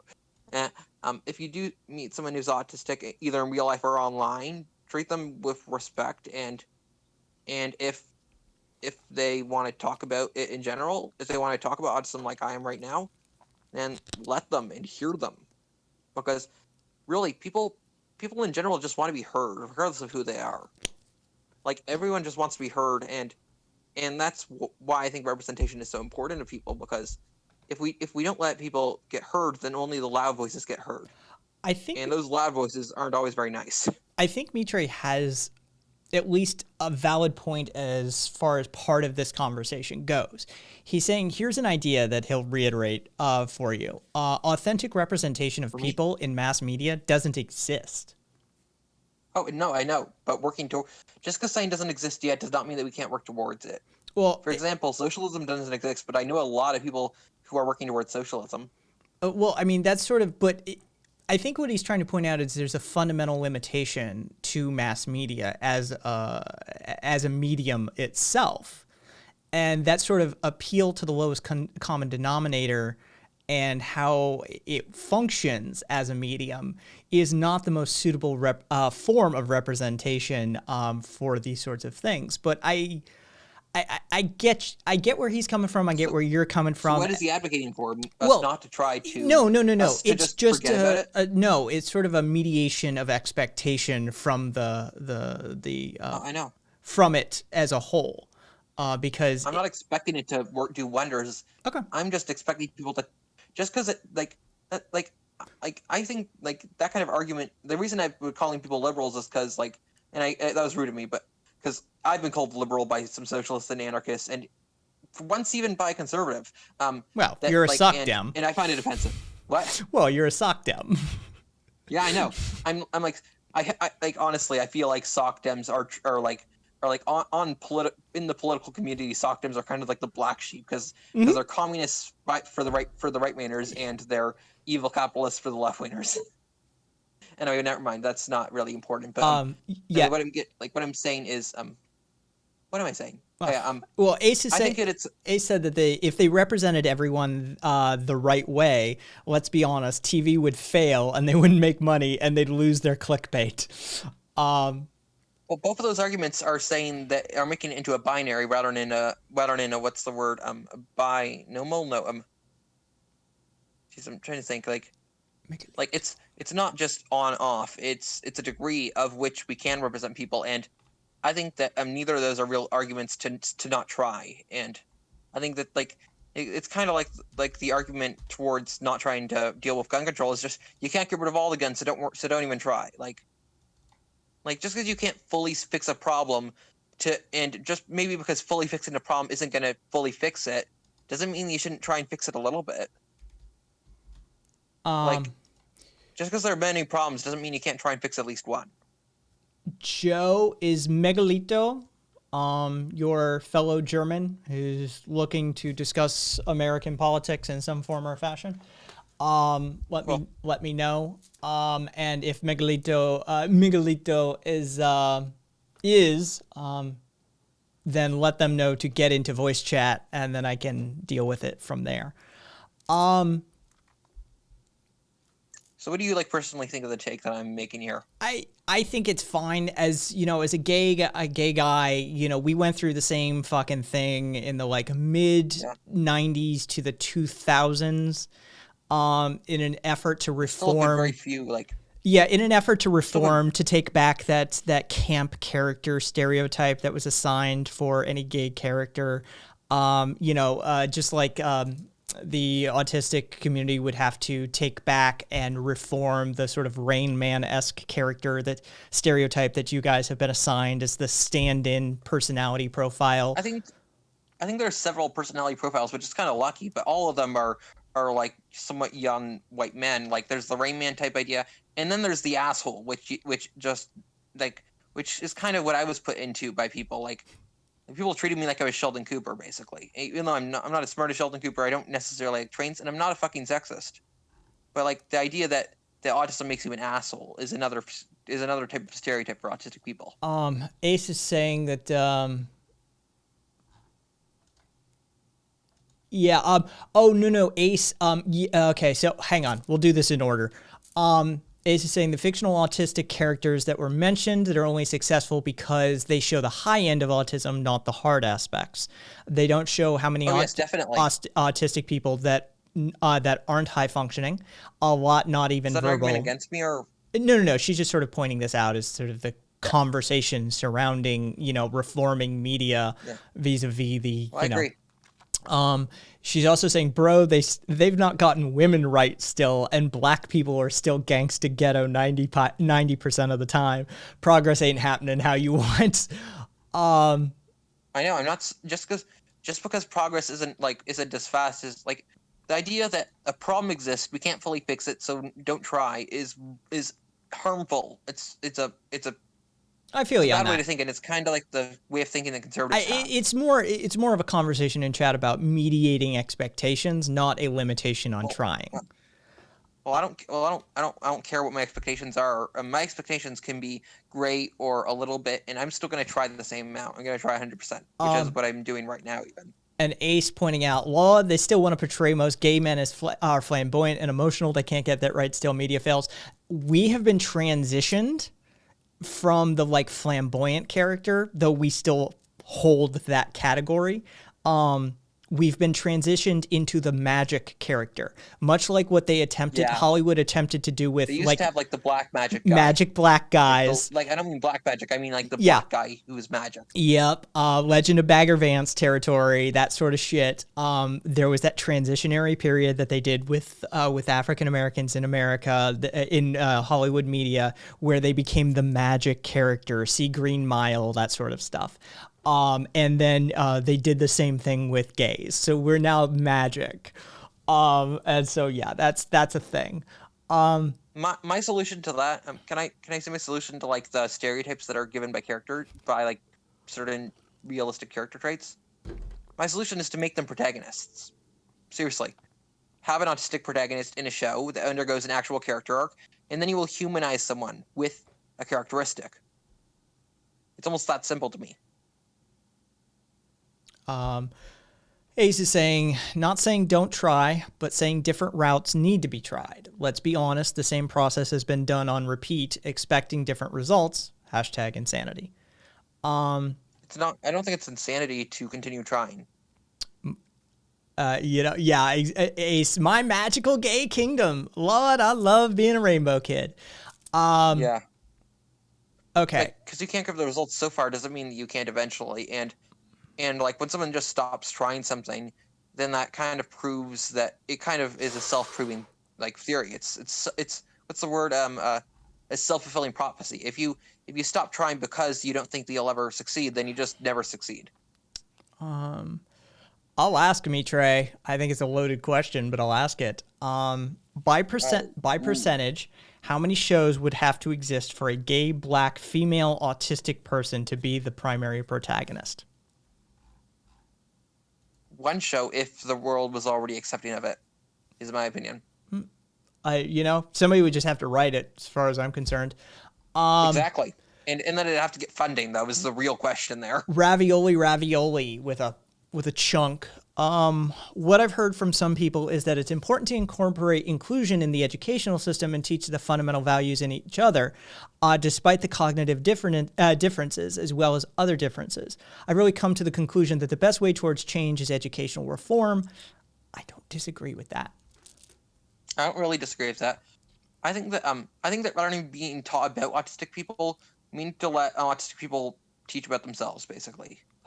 Like rather than the teacher just like when I made it into high school, about a year before, like I don't know how old I was, but anyway, like when I went into high school and I went to my class, I told the teacher that I wanted to be known that I was autistic because I had some experiences that weren't so great when people didn't know when people just thought I was fucking weird, and it went just as bad, honestly, like if that makes sense, like because like they had a class about me, and then after that, rest of the year, I was just, I don't know how to describe it. It was weird, like being sort of like almost a subject in school, which it didn't really work out for me. The kids were not better about it in that year. Trust me. Fuck, it was horrible. All right, I am going to literally hard shift gears here. Well, you are a regular. If you want to have another mental health advocacy day, you are welcome to have it, Zero. I'm literally a regular on like every political stream now. And there you go. I don't know if that's a good thing or a bad thing. Get a life. Hey, L. Nice to see you again, L. That's nice timing. Okay. Guys. So what am I dealing with here, Joe and Miguelito? What's going on? You said it right, man. Congrats. Sorry, what? I'll just let him talk. I don't know. He just wants to talk with you. Okay. Okay. Yeah, well, first of all, you said it right, my name. I'm really proud. Thank you. I will take that. I will take those kudos. I know the feeling. Yeah, why do you know the feeling? Oh no, because every single streamer mispronounces Zero on Elite. Everyone. That's true, man. Well, first of all, I have a question. Since I rarely talk to American people, and somehow they all got the same views as me, I have a question. Disclaimer: I'm Canadian. Yeah. So backseat, you third world country. Says the guy who can't get clean water, clean air, or health care. Exactly. I know, right? Well, that's a pity, man. For free. Neither of them are life-saving. I got 2 surgeries for free. Hey, I know, right? Actually, I'm from Switzerland. Thank you, Debbie. Okay, so forgive me. We're doing. I have to make 30,000 things happen at once for a streamer. So, okay. So what would you like to discuss? I'd like to ask you a question. Sure. So, first of all, where do I begin? At the beginning. Exactly. That's where we always begin. Unless you're like Romeo and Juliet and you're an idiot and you begin at the end. Zero! Shut up for a second. No. Let me concentrate. So, you guys like to be at war, right? Well, our government and our ruling class do. The majority of the proletariat do not. Okay. So, your government does, but your government is elected by your people, right? By We have a lot of shit fuckery with regards to our electoral process. See our electoral college, see the fact that the ruling class has a weighted stake in it, see the Senate being able to undermine the House of Representatives, which is more representative of the populace, but even then we have a millionaire and billionaire class that is represented well there. We have lobbyists and a regulatory capture that occurs. Well, so there's a whole lot of nuance and gray into that comment that I have to inject. Yeah, that's the biggest problem, the lobbyism, right? Well, It's one of the big problems. if I may say something like regarding like what you said, like saying do Americans like war? It's actually kind of like an issue I have with like separating the people from the government generally. Like, for example, like when people say the Chinese virus, and they're attacking the people, not the government usually, or they're attacking them both as the same person. It has nothing to do with the Chinese people. I know.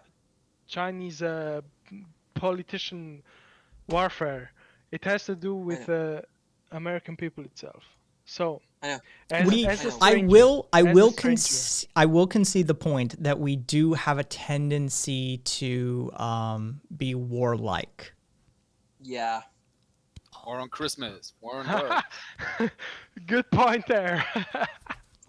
It is. Okay, so my first question is why you guys like to? Well, I think it's historical somehow, but you guys like to take things away from people. So Like do a what? lot of cultures, to be honest. I mean, I was may gonna I say- remind you America's what- really Well, good at that's- it, though. what America's really Switzerland good at it. kind of did in conjunction. That's just Nazis, just that's Yeah. hang I on. want to hold on to that question because I want to talk about that. I actually want to really talk about that. That's Yeah, let's talk imperialism about that. 101. We run Yeah. we run an America's, empire. like, really good at it right now. So I don't wanna that's draft the home. that comes with Let's the talk about territory. So that comes with the territory, but you're precisely taking. You're an island, right? Wait, what? America's an island? Yeah, kinda. No, an it's island. not. It's a continent. I mean, that's like saying Europe Well- is technically an island. Well, no, Yeah, that's like it saying kinda is. that's like saying Africa's an island. Africa is No, not an no, island. no. Okay, It's a continent. Zero. I'm You're not talking you're being about, requested about to North slow America, your roll. I'm talking about America itself. Okay. It's an island. Metaphorically speaking. Yeah. Okay. Metaphorically? Okay.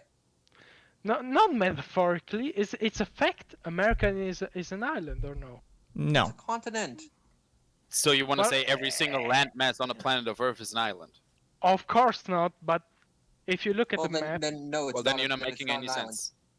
Okay, an island Why am I not cannot making be any made by sense? more than one country. Because the same landmass that the United States is also connected to Mexico, Canada, etc. An island is a piece of subcontinental land that is surrounded by water. We are not Yes. completely. Exactly. We're not completely surrounded by water. We're surrounded by land Here's on one two word. sides and water on two sides. Here's Yeah, one word: but- subcontinental. of Next course, Subcontinental. if you look at it like that, you're not an island. We are looking at it itself. like that because that's how it's defined.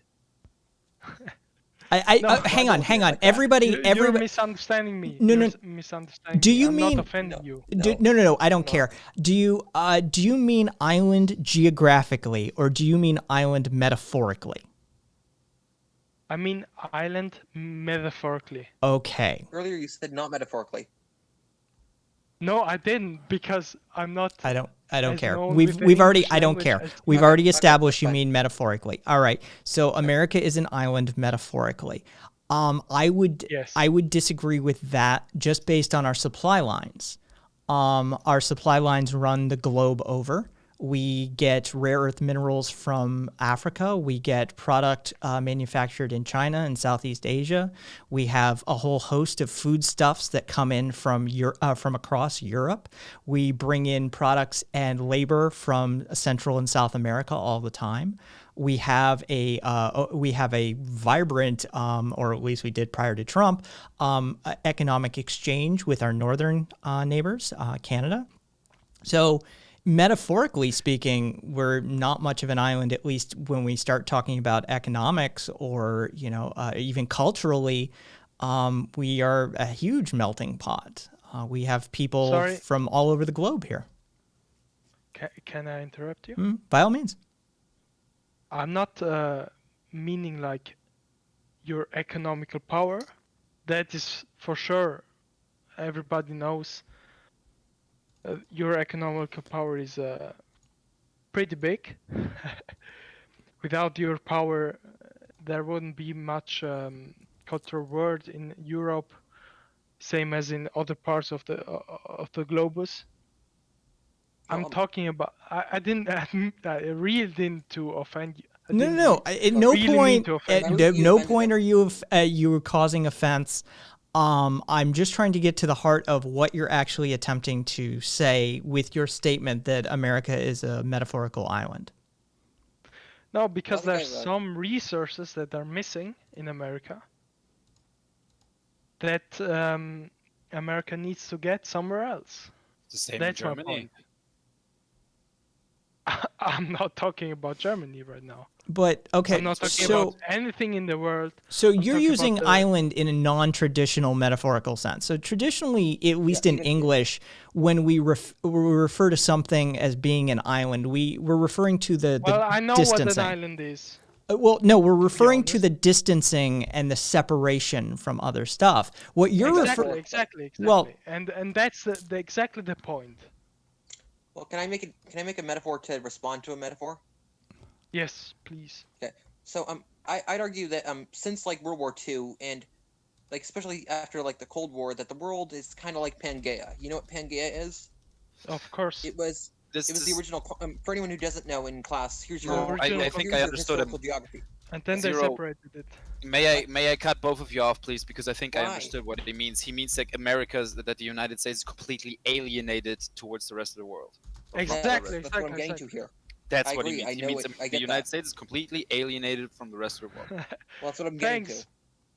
No worries, they're my German-speaking brother. Well, technically not German, but Well, you said Kinda German. German. Speaking. yeah, fair. Okay, so as to read from like things like Life Science, about 200 million years ago, the supercontinent of Pangaea, which was originally just one big continent, began to break up into Gondwana and Laurasia, which those Why aren't are we continents talking about that nowadays. now? I'm talking about that because it's important. Okay, so what I'm saying is that it's kind of, and metaphorically speaking, in the international world, which used to be kind of like Pangaea, is now split between America, which we could Which call Laurasia, used to be like and the rest of the Pangaea? world.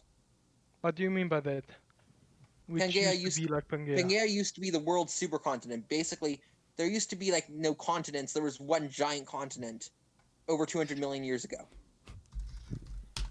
Yeah, but that's over 200 million years ago, man. I know.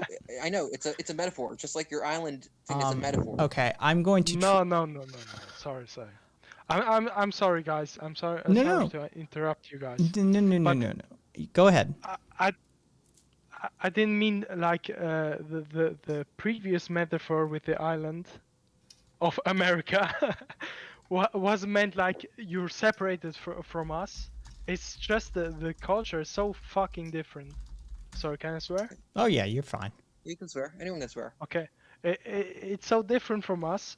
Not from us from the Western world, but from the other parts of the world, and you kind of missed the integration of other cultures into your American culture.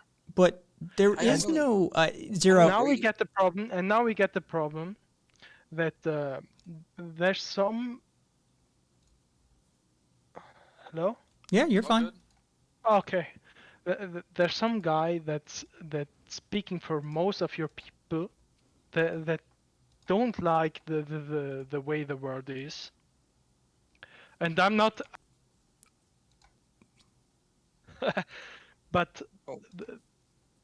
you guys came to a point that most of you guys think that the rest of the world isn't the thing you want to be like. Just You know understand why me? the minority of people voted for Trump. Okay, and so even less now first still support him. first off, all right. So hang on, I'm said one most. managing permissions here for something. Two, I've got a bunch of requests. So Zero, can I ask you to take a back seat on this one, seeing as you're Canadian? But, like, I have so many views on this. I'm sorry. Other people want to speak to Zero. No, they don't. They definitely don't want to speak. They don't want to speak at all. Okay, Let then him you don't speak. get to speak. For I'm- fuck's sake. I'm Let him speak. I'm I okay. muted myself. All right. One. All right. Let me just catch up on chat. All right, cool. Two, let me shake all of that off. So I would say that there is no innate American culture. That what you're referencing to, hey, Ravioli, what you're referencing is the melting pot itself. We didn't have shit. We took sort of a baseline of British stuff, then we folded in some French stuff, then we folded in, some Latin American, Portuguese, Dutch, Italian immigrant, Irish immigrant. We folded in all of these sorts of things across multiple generations and waves of immigration across, like I said, many generations and several centuries. So what you're referencing agreed. as American culture isn't really a thing that we started with. It's a thing that was created as an iterative process by waves of immigration from across the globe. Agreed. Well, then how are we isolated culturally if literally our culture is the composite definition of the rest of the globe? Well, for example, if you take on some serious, how do we say it? Some serious thema, Topic. topics, yeah. Okay. Some serious topics nowadays. We see some cultural parts of your populations. We see them rebel, like they are on a strike. They are telling other people that their way is the real way, and I'm not talking as a rightist. I'm talking as a human person. You have to understand that. So we see kind of alternate oppositions, right? Kind of alternate opinions about how we should handle this. So tell me, how would you handle with those riots or whatever else it would be? Like, I don't even know how to say it in Say it in German. proper English. Ja, sag's einfach auf Deutsch und ich übersetze es für dich, okay? Alles klar, danke schön. Also, mit den heutigen Riots, oder? Ja, naja, es sind Proteste und Riots. Ja, Proteste und Riots. Was würde man machen heutzutage als Amerikaner, wenn man das so sehen würde? Das kannst Also du nicht so auf den pauschal sagen. Straßen. Well, this is the point. He's basically just like stratifying every American into one person, and just how would an American react to that? And I think No, that's very- not really. I'm not Okay. generalizing Americans. I'm asking if you could give me an answer to the question I would ask. If what's the situation like in America? Okay, but just very simply, Kev, what's your opinion on the protests and riots? Hey, Taco Bell Bathroom. Love the name. Thanks for the follow. Okay. So my opinion on the protests and the riots. Anarcho Taco saying, "Oi." Fucking all right. So here's my opinion. The protests and the riots are a culmination of Curio. God, I love you. They are the culmination of centuries. Be honest. They are the culmination of centuries worth of oppression. They are a reaction from the populace to the policing, the military industrial, and the prison industrial complexes. Now, if you need to translate any of this, Joe, let me know what, translation. But this, Okay. It's fine.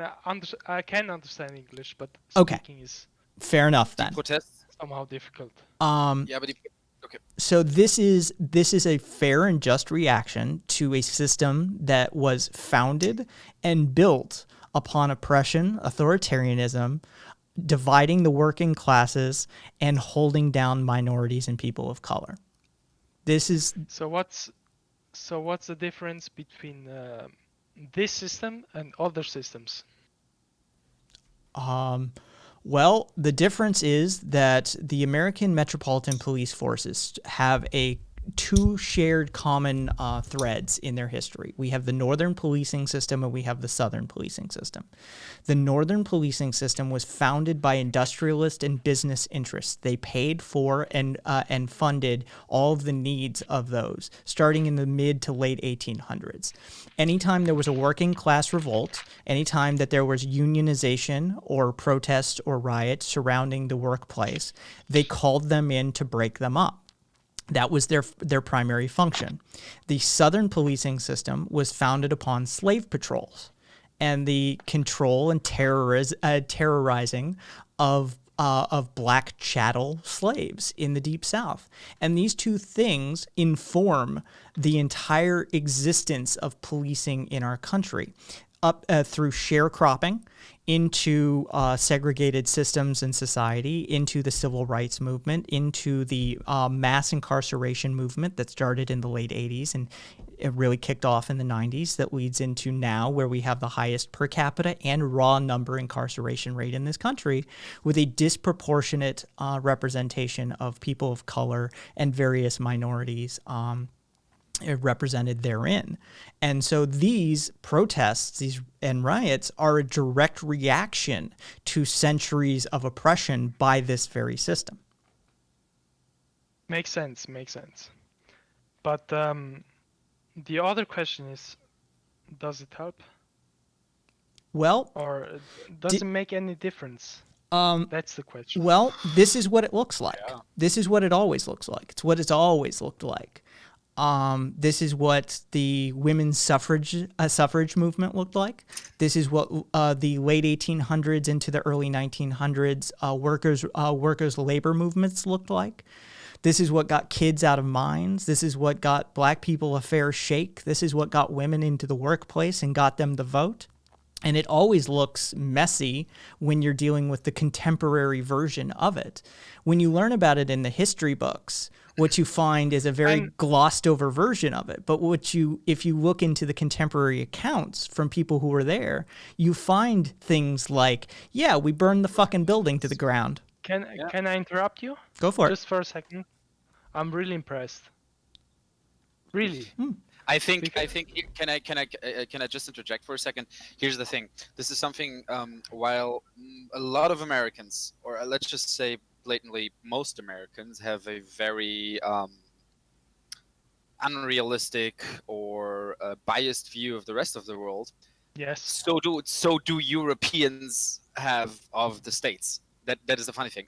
Most people I meet in Germany or in Europe have very extremely biased views towards the States, which is completely understandable because most of what you'll hear here is the crazy Fox News people. Well, can I give you an answer to that?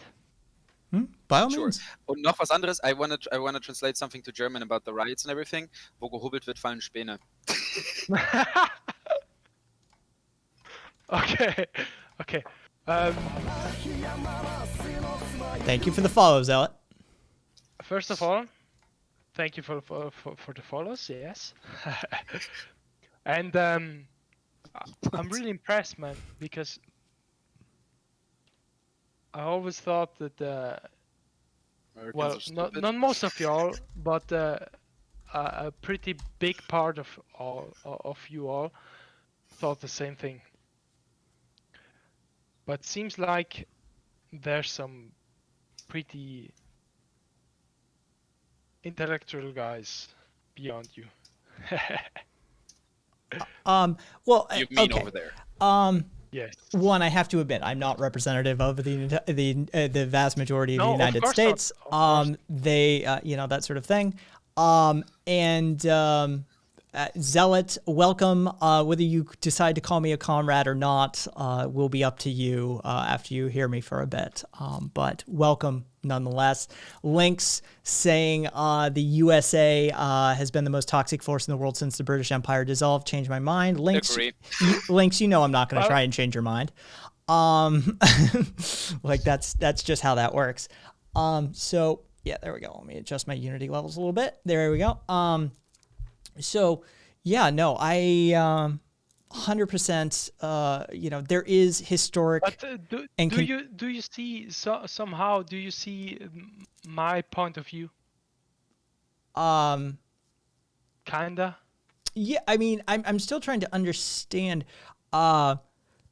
Yeah, Zealot. What do you, I have. what do you try to understand? Well, I'm still trying to understand what your point of view actually is, because as far as I could tell, you were merely querying me as to my position vis-a-vis the protests. Well, actually, the protests are something that I didn't want to really talk about. More like the point of view to the world, you know? All right. Well, I mean, Because it seems like, sorry to interrupt you. go ahead. What does it seem like? It seems like you guys think it's like I don't want to equalize you to the same kinds of spirits that the German people had. But it seems like you think you are the greatest. Oh yeah, well that's part of our propaganda campaign, and unfortunately, many of my country people have fallen to that campaign. You have to understand how brainwashed we actually are as a nation. It's drilled into our Jo, head. Vicky, nichts gegen dich, gell? It's drilled into our head from birth. It is literally, I mean, regimented and drilled into our head that we are the greatest nation on the planet. How? Oh, the rhetoric the rhetoric used in our schools, in our textbooks, things like the Pledge of Allegiance, that they have people stand and place their hand over their heart and say this brainwashy cult nonsense every day, all the way through grade 12. We hear it every major federal holiday. We hear it we see it in our media. We see it in Hollywood movies. We are constantly the heroes. We are constantly the protagonists who arrive on the scene to save the rest of the world. It is literally a defining aspect of our popular culture at this point, is that we are quote unquote the greatest nation on the planet, even though we are a second tier nation at best, given the standards and happiness and, a variety of metrics that I would use to judge a nation. This is why I said I'm not necessarily representative of the nation as a whole. It's because I recognize these foibles, these failings. And many of my country people don't necessarily readily recognize them, shall we say. Okay, makes sense. But we are subject to this. And do not forget that in addition Can't to... do anything against it. Yeah, in addition to this brainwashing program that they have, at a very base level running, there's what I call, a poverty of philosophy combined with a financial hamster wheel. So you are never given the tools necessary to find your way out of this fog. And then they keep you on this capitalistic hamster wheel your entire life. So you never have the time or downtime to actually look into these for yourself. So you take most of these things at surface value. See, that's what I meant by my first statement. That you're an island. Okay. Well, you have to understand me.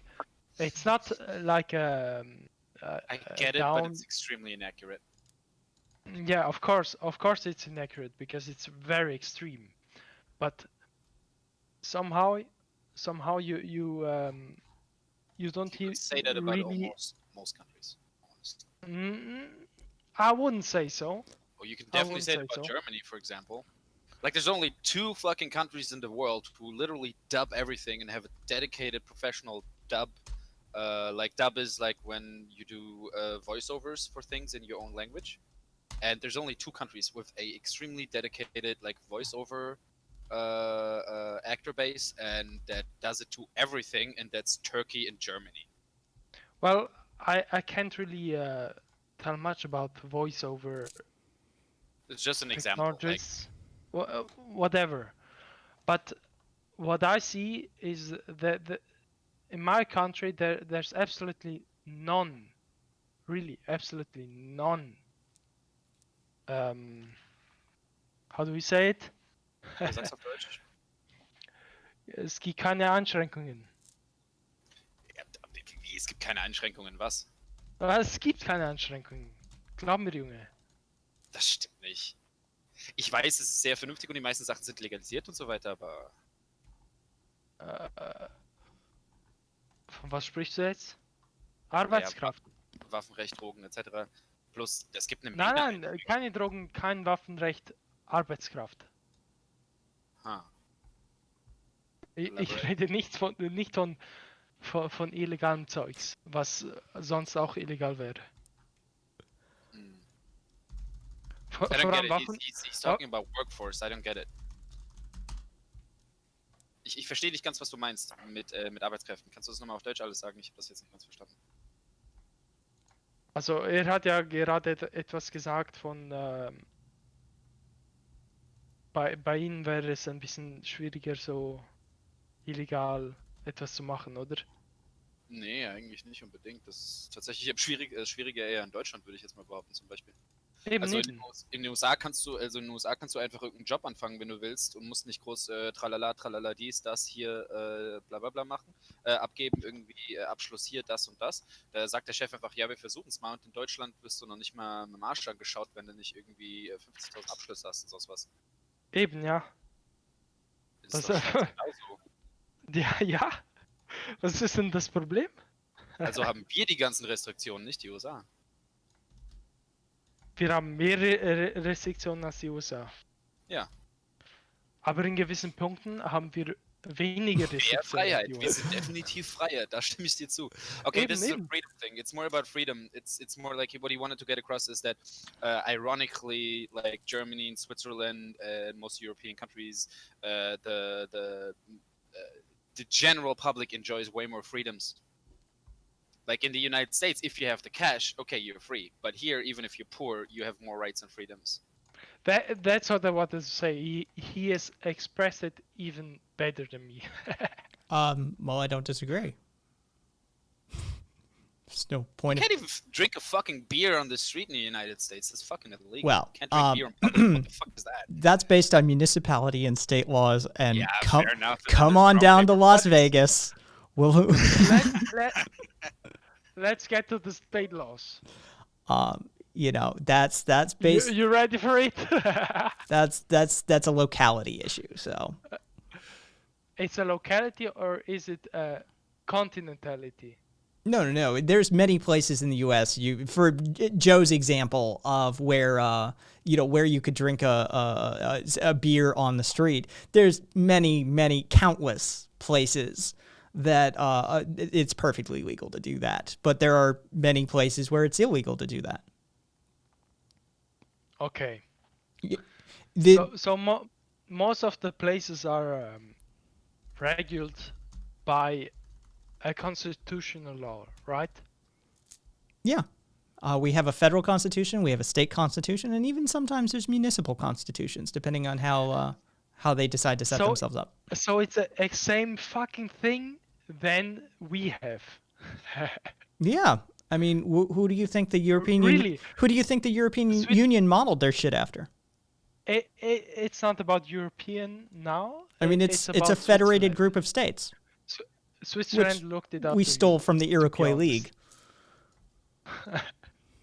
No, but really, we have the same system in some ways. But the question is why is it so extreme sometimes? Because I'm going to use an old cliche, because only Yes, the please. because only the dreamers and schemers made the trip. Glücksritter. Wir haben alle unsere Glücksritter in die USA geschickt. Ja, ich habe verstanden. Right? That's Yes, I got you. I got you. yeah. That's But, that's who founded this place. That's who runs this place. That's who makes up this place. Is the descendants of Or those the people. But the first thing you said, that's who founded this place. A bunch of That's rich point where we assholes who should, wanted to get away with a scam. Exactly. But that's the thing where we should we should get a dort sollten wir uns ankneten, sozusagen. That's the point where we should start like cooperating together or unite on. So the Constitution was founded in 1800 something, right? 17, but you're good enough. Don't worry about it. 17 something. Okay, thanks. That's the 18th. Doesn't matter. The date doesn't matter. It's really old, right? Well, American definition of really old, not European definition of really old. And Exactly. definitely not Chinese definition of really old. No, Oh, definitely not. goddamn Chinese, yeah. So you think it's right to live by the same standards as 17 something as to today? No, of course not. But we're saddled with this process that has been hamstrung, has been captured by capitalistic interests, and has largely been the plaything of let's call them the aristocracy since its inception. But I think that capitalism or capitalistic interests have nothing to do with weapons. Oh, Well- when you make Sorry. I have to correct myself. It has a lot to do with capitalism. yeah, when you make money off of weapons, you better damn well believe we'll find a reason to use those weapons. Yes, of course. And I'm not the spokesperson for Switzerland because we are not any best. But it shouldn't be like that, right? General President Eisenhower agreed, and many Americans agree with you. But it's a multi-trillion-dollar industry, the likes of which this planet has never seen, and dwarfs many, many countries' militaries combined. And so what we're talking about is the dismantling of a system the size of the Dutch East India Company, but with space-age armaments. Okay. It's an endeavor that I agree we should definitely deal with, but It's gonna get fucking bloody. dealing with it is one of the most complex, terrifying things that you could even venture to do in the modern era. Oh yeah. So, another question. I'm sorry to be so critical because I'm actually a really big fan of your country. We are always actually way more critical to the United States than you think. Probably way more critical than you are. Yeah. And not just the United States. Yeah, I believe you because people with brain should be critical at what's going on right now. Agree.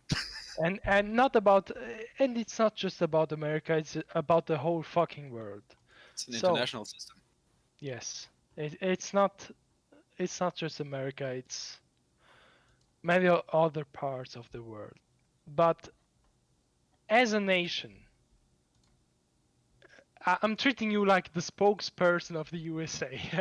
Hang on, Sorry, Let man. me straighten my non-existent tie here. Yes, on behalf of the entirety of the United States of America, I speak at this moment. No, go ahead. Okay, so I'm looking at the wars that America has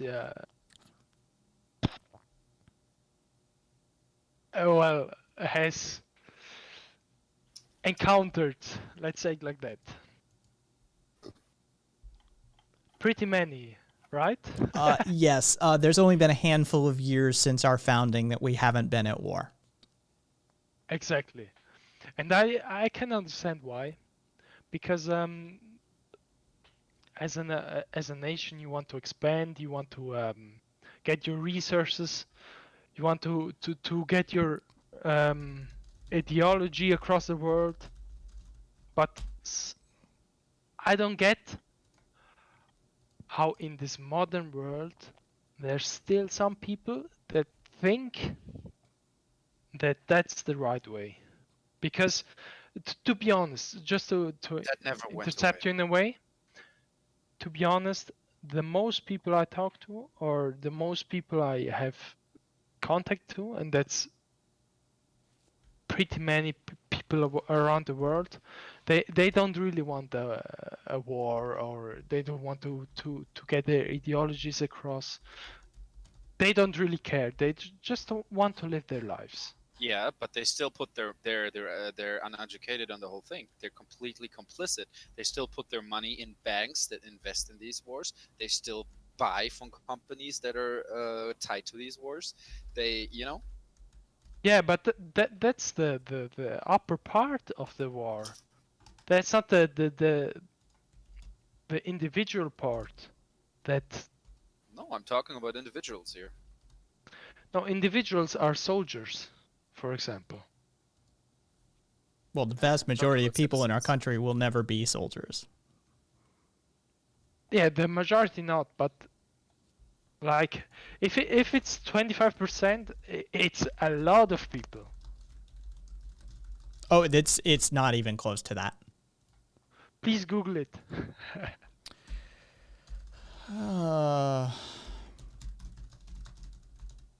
Yeah, of course, you're a big continent, of course.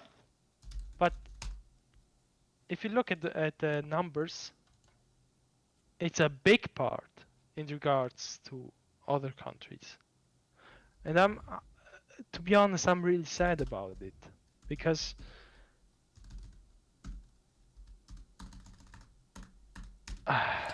maybe it's a naive way to look at the world. It's 0.4% of our population. Exactly. Well, 25% and 0.4% is a world of difference. If it would be 25%, it would be a lot more, of course. But even 0.4% is a lot. It's more than other countries. And that's Right. that's our reserve combined with our deployed. Our deployed is only 165,000. 165,000. Uh-huh. In a country of 330 million, 280 able-bodied.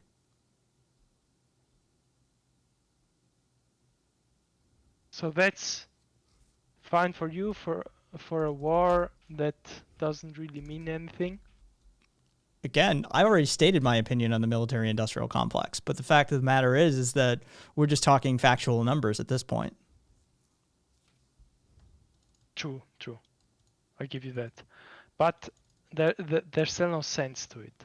Well, of course, whether you're talking Well, a moralistic argument or not, the fact of the matter is the sense is dollars and cents. The reason it exists, the reason that it is that way is because we make trillions of dollars off of these industries, that the, things like Lockheed Martin, Boeing, Raytheon, United Defense, all these sorts of companies are billion-dollar enterprises, and they contribute to a whole jobs market and a segment of our economy, the likes of which this planet has never seen before.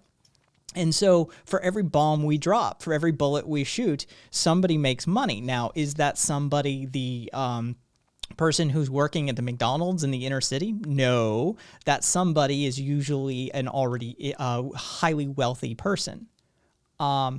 Thank you, Elle. I thought when you went off about the poverty of philosophy, I figured you'd enjoy that.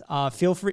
All my stuff is Creative Commons. It's yours to use. Just throw me a shout out if you use it. So yeah, no, of course it should be dismantled. Of course it should be it should be turned into a more diminutive version of itself. But there's a twofold aspect that interesting. There's a twofold aspect that you have to consider. One, we make a shit ton of money from our military. Two, we've been conducting ourselves in a manner for long enough that there is sort of a subconscious fear in America that if we dismantled our military, the rest of the world would bitch slap us into the Stone Age for the way we've been conducting ourselves for the last 150 years or so. Yes, and that's a thing that not just the American people have to be feared of, but the rest of the world too.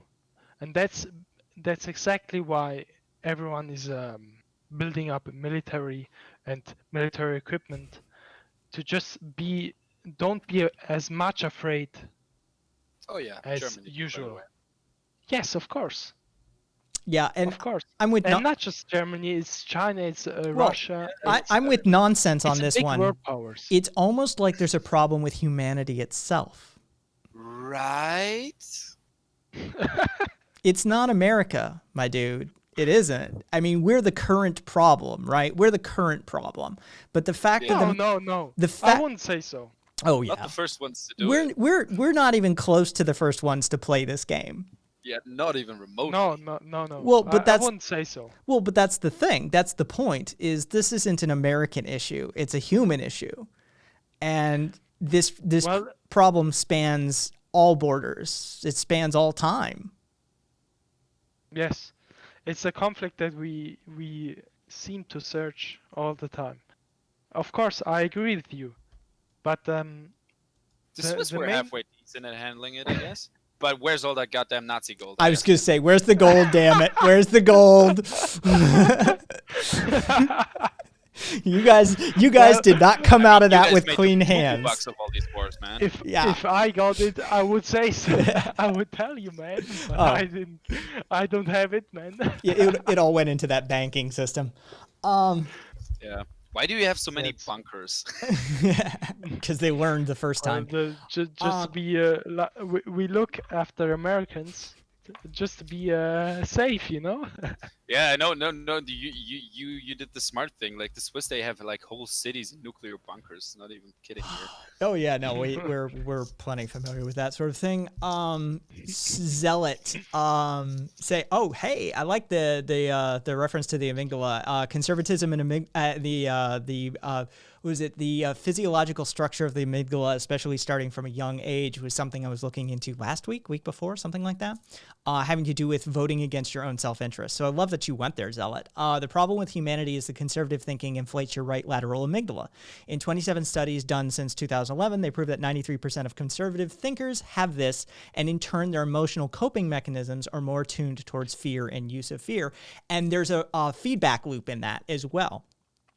So you can trigger that with an inciting incident. If you traumatize someone at the right point in their life, there's they will have a psychophysiological feedback loop that occurs that will increase blood flow to the right lateral amygdala and will feed back into that conservative thinking process based out of fear, fight or flight fear response. So yeah, Zealot, I love that you went there. Yeah.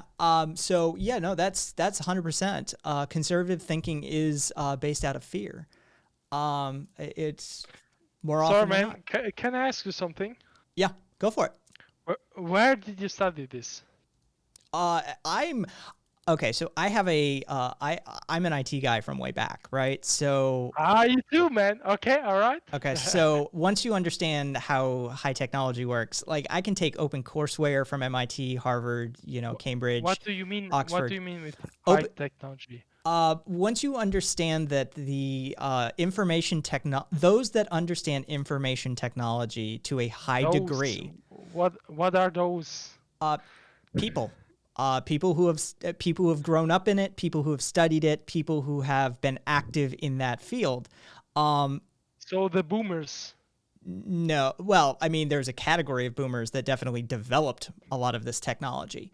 But the fact of it is that once you understand how this stuff works, then you're the blacksmith of the modern age, and Yeah. it means all things run through you. And so True. I know how You to. can technically learn whatever's in a university course without Yes. ever going to university. MIT OpenCourseWare, Harvard does it, Cambridge does it, So Oxford does it, What is the fourth layer of the? OSI model. You're already going to the OSI layers. Okay. Nice try though. soon as you said the fourth one, I was like, So oh, he's what going. Was it? What is it? Fourth is transport. Okay, got it. Yeah. I just wanted to test you, man. Don't take it seriously, man. Yeah. Or personally, it was personally. And L, fucking exactly L. Once you realize you can learn. And being born into and having come up in this, I was put in front of a mainframe terminal at age 4. And so once you come into it at that sort of, to that extent, then it's nothing, where somebody else may have to learn some other aspect of working with technology. That's already ingrained in my psyche to such a degree that I don't have to learn that. I can just, of course there's digital courseware. Of course there's open source courseware. Of course there's, all of these sorts of things, and accessing them is nothing. And as long as you're intellectually curious, then it's just a matter of learning. So my schooling, my foundation, my career, my training, my existence centered in and around information technology. But I've always had a variety of, I'm what I prefer to call an edge runner. I've always had a variety of interests in the sort of esoteric and the taboo and the not well understood. So things like sociology, psychology, are inevitably, when I have a question, I'm definitely involved in political science and politics to a huge degree. But if I have a question about, why do people vote against their own self-interest? Well, now I have to dive into, psychology studies. And so now I just have to do a primer on whatever it is that's going to be covering. And so, I'm a consummate learner, as it were, a constant, what's the term I want? Scholar. Yeah, well, Considerate learner. Yeah. Yeah, I got it. Man, you do really good. Thank you. And Curio, Curio has the same feeling about physical theft. Again, I don't. As long as you're thieving from a corporation, whatever. Curio says the word is nerd. Nerd says L. Zealot says you can change anything, even your brain and bones. Bones deteriorate and regenerate every 10 years. Zero said, hey. Man, a nerd can fuck bitches too, man. Taboo topics are just topics. You can't understand why you hate fascists without learning and talking about fascism, which is why we've gotten into trouble before on this channel, on this podcast, on this stream. Because if you will read our statement of praxis now entering into chat, I do often engage in welcome conversation with those that many locations and spaces would not welcome conversation with. And so I'm willing to hear the fascist out. I'm willing to hear the authoritarian out, and I'm willing to carry that conversation. As long Not as any of that, but okay. As long as they don't cross the bounds of, civility and that sort of thing, yeah. And even then I'll tolerate it, but there's a line in the sand sort of deal. But yeah, we get into trouble sometimes with that sort of stuff. We court disaster, as it were. So, yeah. Let's see who we got. Well, then I'm calling my day, man. All right. Well. All right. It was a good conversation with you, even if I was fucking drunk, but it's okay. Hey, you managed well. Fucking Europeans. Thank you. All right. Well, Miguelito, welcome to community. Welcome to the Discord server. If you followed if you followed on Twitch, you'll get a notification when I go live if you've enabled notifications. And you're welcome Of course. You're welcome to come by any other time and ask some more questions of your representative American. And if you need translation services, I'm there. Yeah. Well, representative American I've never been. But next time, I will call myself that. No, he was talking about himself. But Hab eine gute Nacht, Mann. Ja. Dich aus. Alles Dich klar. aus, Mann. Catch you later, Al. Ich hoffe, du hast keinen Kater morgen, ja. Nee, keine Sorge. It's all, Okay. Peace out. Bye, man. bye. Peace out, man. Lovely to let's see. Lovely to see you, Elle. Thanks for stopping by. And yeah, I need to check your Discord server, see if you put up anything new, any new content. Joe, thank you for serving as translator. Part way, and I was going to ask, where is he from? The Oh, German yeah, is the no, common it was- language, but I figured out like, oh, it's Switzerland. It was really hard because, quite literally, especially at the beginning, he he absolutely did not mean what he said. It was Yeah, pure we language barrier. yeah plus we alcohol. had some struggles there in the beginning, but hey, we got there in the end. Chad the alpha male. Oy vey. Alaikum salam, Timmy. Timmy is in the house, everyone. Everybody welcome Okay, Timmy. Salam alaikum, my brother. Yeah. Alaikum assalam. Chad has a question. Am I able to be anti-capitalist and overindulge in capitalism at the same time? I would say overindulgence, it would be a personalized definition, and you'd probably have to just sort of define your own morals at that point. Like, you'd really have to analyze your morals and your use case scenario there. But it is definitely functionally impossible to escape, especially in America, neoliberal hyper-capitalism. So it is, being able to be anti-capitalist in America requires you to understand that you are also trapped within that system and that there has to be compromises made somewhere along the way. And so, yeah, I would say it's possible, but the overindulgence would probably, you'd have to make, you'd have to have some level of functional compromise that you make along the way. Don't buy the new Kai, device. he's baiting you. Kai, he's baiting you. All right, well, He's baiting you. Just wanted to say because I know you have issues. I people built are them. serious. I built those. Rather, Yeah, Chad, that's a point. He actually built those himself yeah. Rather than because he's a man. Well, no, that's not. That's unnecessarily gendered. But like for his vernacular, no. No, I really did. The project is fully published on my Discord server. Like the community followed me through the process. It's completely, and I assembled the 3D printer myself too. Talk about bootstrapping technology. Yeah, some people actually learn and do shit. Some of us are capable of creating, Yeah.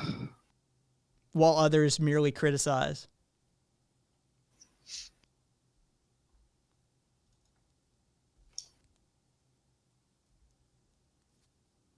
So, either way. He's being facetious.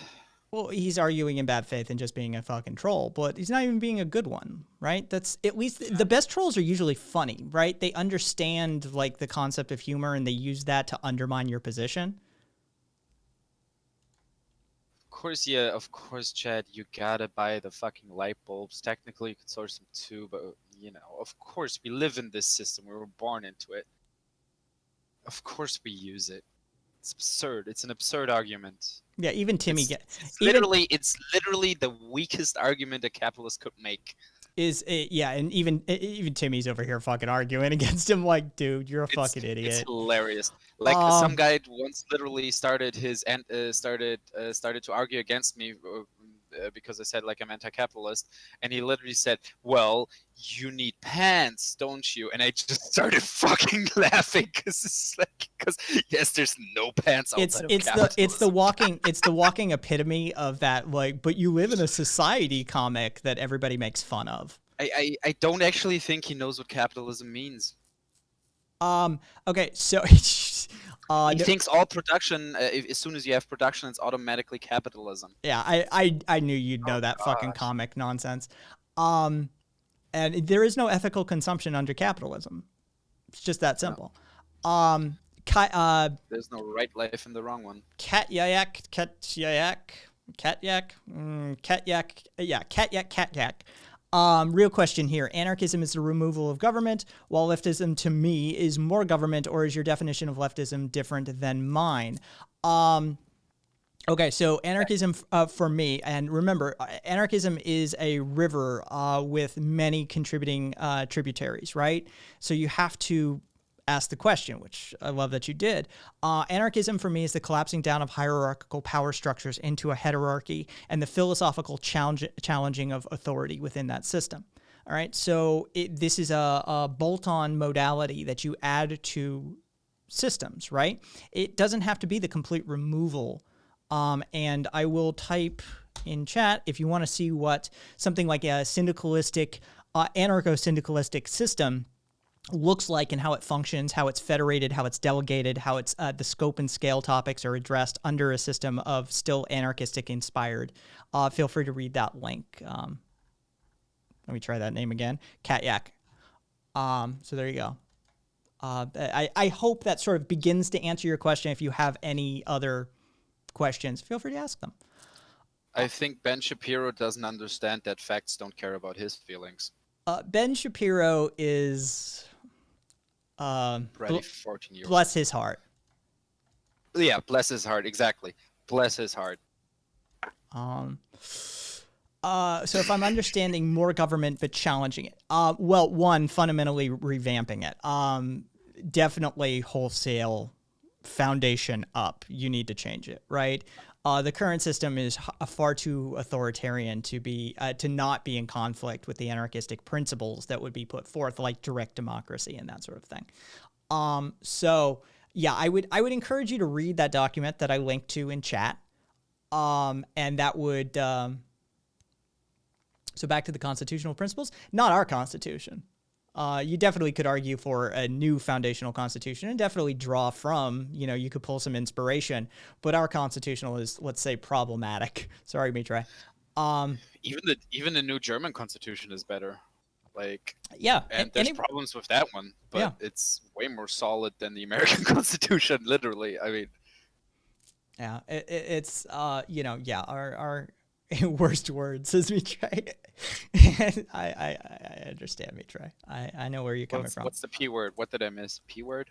Oh, don't worry about What's going on here? Don't worry about it. It's a reference to some fucking song and meme and internet culture at this point. It's not even worth fucking talking about. Okay, Cat-yak saying, I mean, the Constitution was bastardized. I think if you look at the principles there, they're pretty agreeable. Which principles? So were the ones of the Weimar Republic, and see what the Nazis did with that one.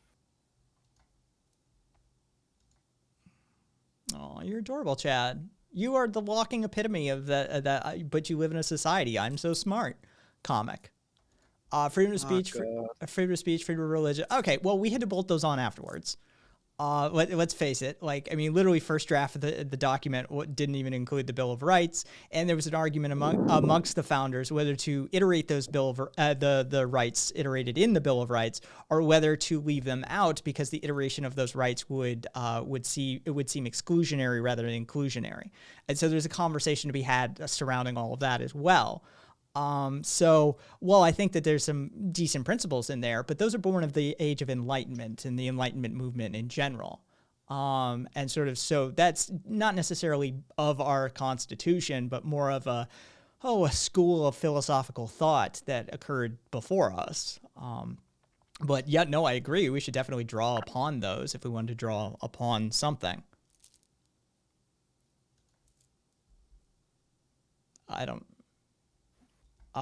Hey, J Miles. That was hilarious. If we want to talk about that for a second, that is fucking, I have that link somewhere.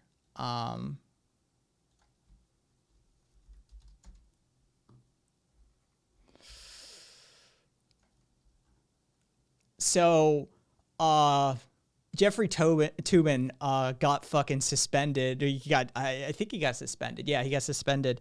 He got caught wanking off on a Zoom call. He didn't expose himself. He was jacking off. For real? Yeah. Like under the table, or? Yeah. He said he thought he muted his video feed, but either way, he got caught wanking one out on a fucking like business meeting call. I do kind of get that though. Like, you know, yeah. It was I've never done legitimately a that. funny story. It was up there with the was it murderer who wielded narwhal tusks to stop terrorist gets royal pardon, as far as like weird fucking headlines of the day. He's a Who even is that guy? he's a CNN analyst and contributor to general contributor to CNN, Ravioli. You know, writer, contributor, analyst, that sort of thing.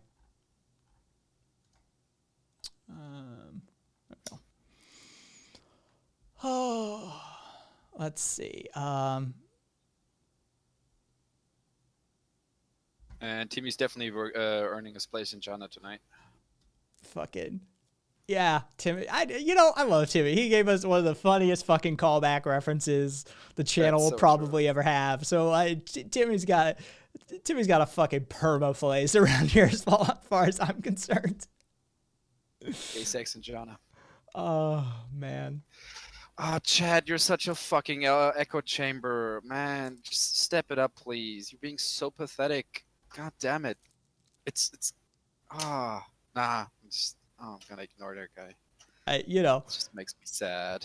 it's been, we haven't had too many chuds. We've only had what, 3, 4, Yeah. 3, 4, 5, something in that territory. Hey, if you want to debate, by all means. Dude, come on air.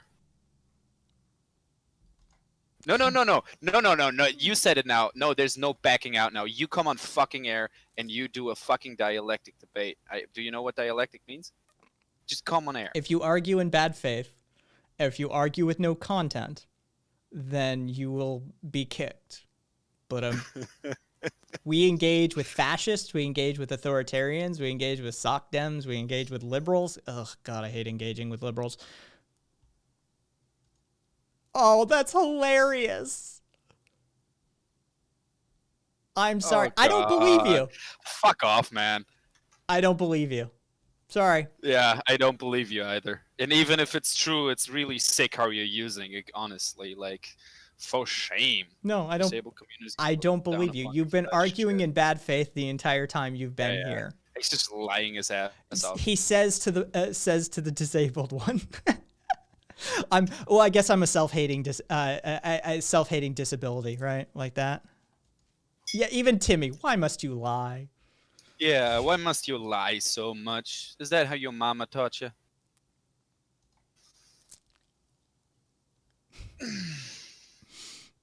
It's okay. I've been This accused of being a self-hating gay, a self-hating white, and now I've been accused of being a self-hating disabled person. Sweet. Oh, and I guarantee you, he's gonna be at the bar tomorrow or later, and he's gonna be like to his friends, like, and then I told him I'm a mute, and can you believe it? These evil left-wing fascists, they laughed about me, although I told them I'm a mute. Yeah, well, but you're not. Well, but I said so, right? So they have to, yeah. Oh God. Yeah. Oh, fuck's sake. Dude, just be better at what you're doing. Yeah, man. Like even if you're trolling us, like if you're I've already doing it explained my well, we position. still You kinda have respect done you. nothing to counter it.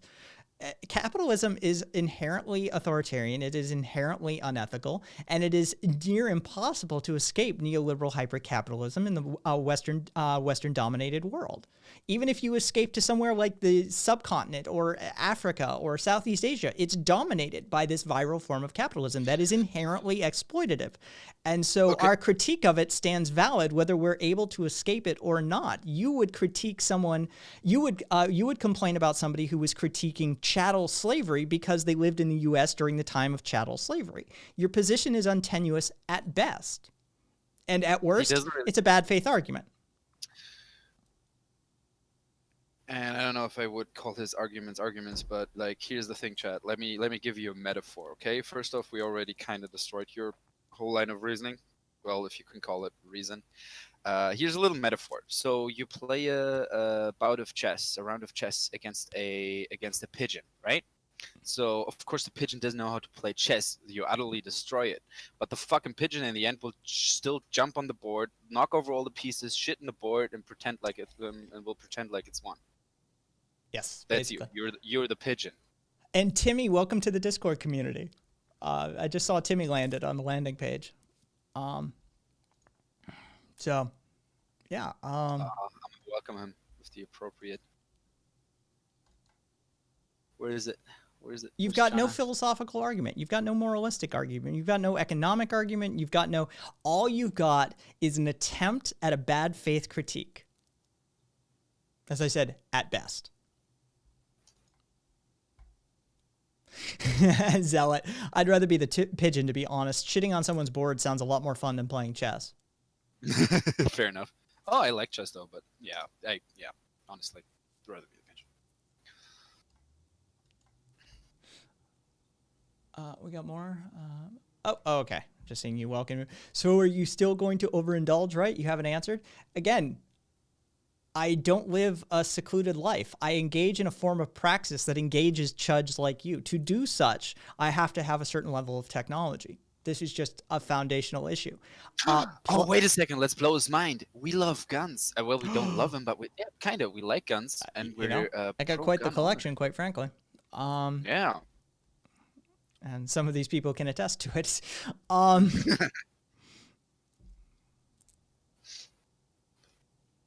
So that's been fun. All right, cool. I'm just checking. I think he's some weird Christian hardliner. I don't know. He's literally given. the He's literally overindulging given and all that nothing stuff. of himself. He has espoused Yeah, that's true. 0 positions. He has espoused no philosophical, ideological, or beliefs, ideology foundations. Chat. No, he's trying. He's trying Oh, to turn. God. He's trying to turn a leftist Oh chat my God, against me he's now. such a fucking cutie. What would be my perfect society instead of This is capitalism? adorable. Spoopy, one, I wouldn't go out on a limb and attempt to create a perfect society. There is no utopic society. We're human beings. We're fundamentally flawed, right? We have to accept that. We have to build a system that takes that into account first and foremost, right? Yeah, there is no perfect society.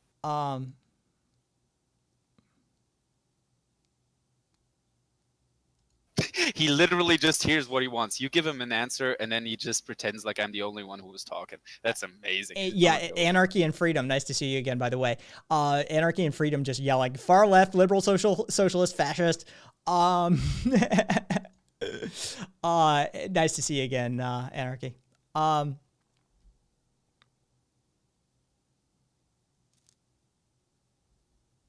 Yeah, I know, right? He's tried to create a mutiny and this fucking adorbs. So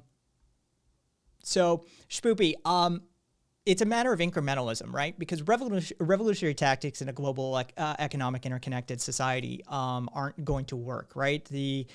You can't take Britain down for a modern day revolution. You can't take the US down for a modern day revolution. It just doesn't work that way. Given the interconnected electronic nature of our global economy, you have to take that into account. So you need some form of incrementalism. I would argue that anarcho-syndicalism would be my incrementalist step to rework the working class, to re-democratize the workplace, to re-empower that proletariat. That would be the step I would take. You can use that. It's syndicalism, derived from French, trade union, that sort of thing. You could use the unions to re-empower the working class and to pull back and reclaim some of that private property that has been sequestered off from the public in the modern era, especially. But there's definitely other opinions on this matter, and I welcome them at the table as to the discussion. I know that some people don't see syndicalism as a proper step. They would rather take a further step. But I do generally argue what I call a Thesusian method, ship of Theseus sort of style method of replacing component pieces of the whole until you end up with a new ship, as it were. And I think that working at that proletariat worker trade union level is the first step. Reclaiming some of the power for the workers would probably be a solid step in the right direction.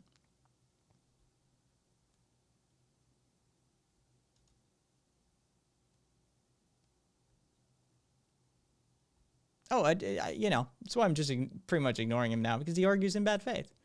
I don't address people who argue in bad faith. And let me know when you guys are tired of him. Just let me know when you're done playing with him. I'm done with him. Hey, he doesn't even know what neon lights are.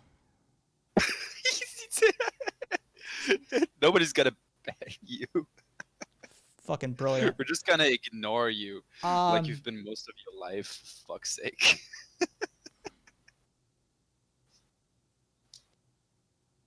We're not gonna ban him though. Just gonna ignore him.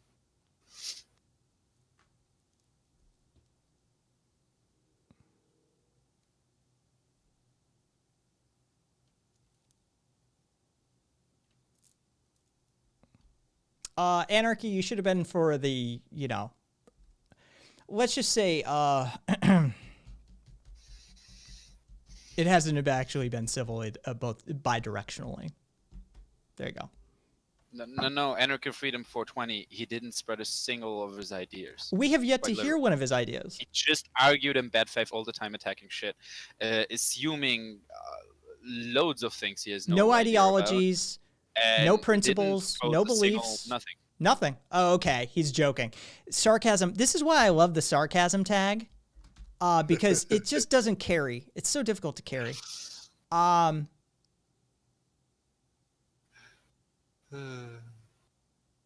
Zealot, don't even bother. He's lost. Maybe he wakes up. I've answered your question. I've answered your bad faith question multiple times, but you refuse to accept an answer. So you're just. Some people are just gonna believe what they want to believe, and I can't help you. yeah.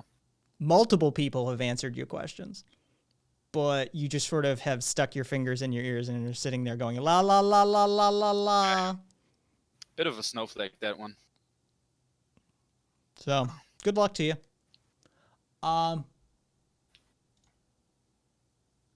Hey, Timmy.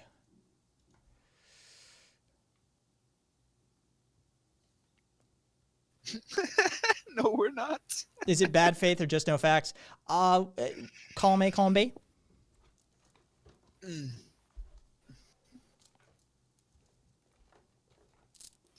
Where, like, literally, from which rock do these people climb out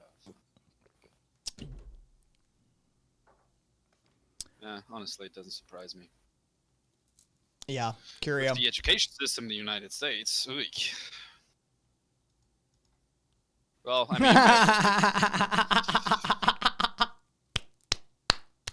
this guy is fucking stupid. Oh. Quite literally a 14-year-old boy with a completely fucked up ego. Oh my god. Oh, well, at least it's consensual. Yeah, Zealot agrees. It has to be a kid. Oh man. At least like the 20 something fucking chuds usually have at least a high school or a college class of entry civics or something like that to fall back on, that they can argue from. Or just a little bit more like experience with social interaction. Oh, it would be tragic if I had lost an internet argument to a kid. Yeah, but that would have been a sad day. yeah, it but, would be, wouldn't it? That's not today, buddy. No matter how often you cry out. Have fun with your girlfriend. Say hi to her for me. Yeah, just leave, bang your girlfriend. Sounds like a better idea than hanging around in the scream, spouting nonsense. That's such a fucking 14-year-old sort of shit thing to say. Like, It is literally virgin talk. It's ridiculous. It's literally virgin talk. I'm gonna go have sex now. Oh I'm my gonna God. do the sex thing now. Said no one ever who's actually sexually active. It's hilarious. Oh Lord, that was. Hey, you know what? We had a pretty deep conversation. We had a philosophical, sort of ideological, across the ocean, hands across the ocean sort of conversation. And then this walked in and gave us some comic relief. So I'm all for it. Thanks for being here, Chad. Yeah. You really, This was really some well-needed comic relief. Yeah, it really Thank you. was. Thank you for being here. Honestly, thank you. Thank you so much. Not even kidding. Let's see. I'm just gonna. We'll get a tea. All right, close that. Hit that. Refresh that. Cool.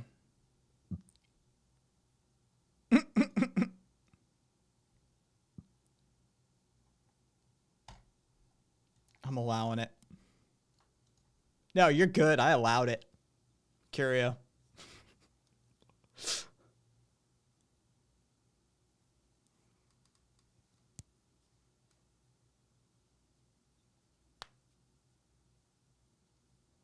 Fucking Zealot trolling in 2016. I saw your mom at the shop the other day. Nice dress. Trolling in 2010. I fucked your mom over Xbox voice chat, and trolling in 2020. Mom, get wrecked. Oh, that was fun. Hey, it gives me Razzlebach, welcome. What religion do you follow? Follow. I think I see prayer beads on your wrist. Good eye. They are not of that religion, though. All right, so we'll take them off. We'll take them off. We'll take them off. All right. What you saw is a Buddhist mala with one minor change at the tassel area. They were given to me by a Buddhist monk. His name is Tenzin Norbu. And so they do follow a certain Buddhist philosophy. But I crafted my own religion years ago. When I didn't like the idea, the concept of being given religion. I didn't like the concept of, taking a pre-made. I wanted a bespoke. I wanted a custom, right? So it was during the same era that I was creating conlangs, constructed languages.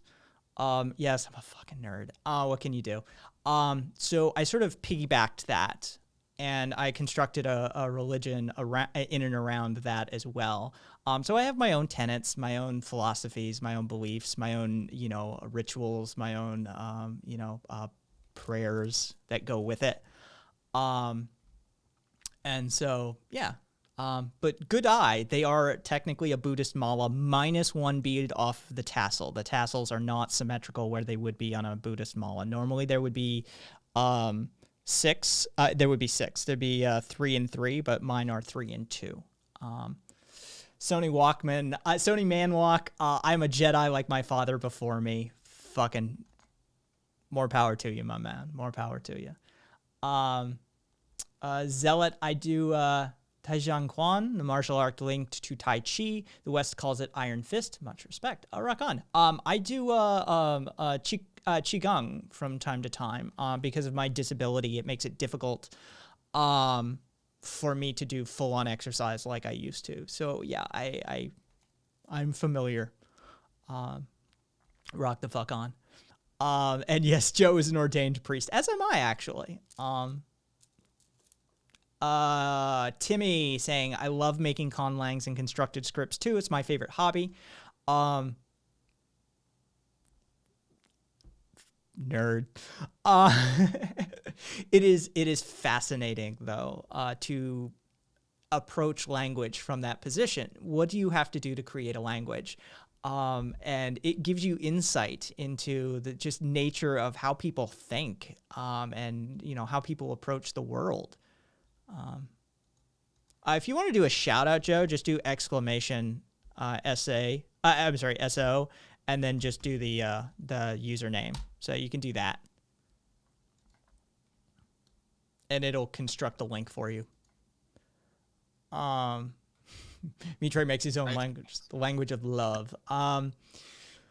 Oh, Jesus Christ. So we got more landing page stuff here. Oh, yeah, just welcoming. Did you see Tom in chat? I don't know if we saw Tom in chat.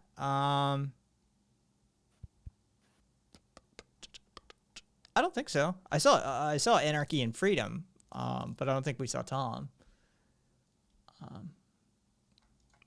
Most primitive languages didn't have a word for unity, and this created a lot of misconception, even wars. I would argue that we still don't have a word for unity. Jesus Christ, we certainly don't understand the definition. Yeah, exactly. Well, maybe solidarity.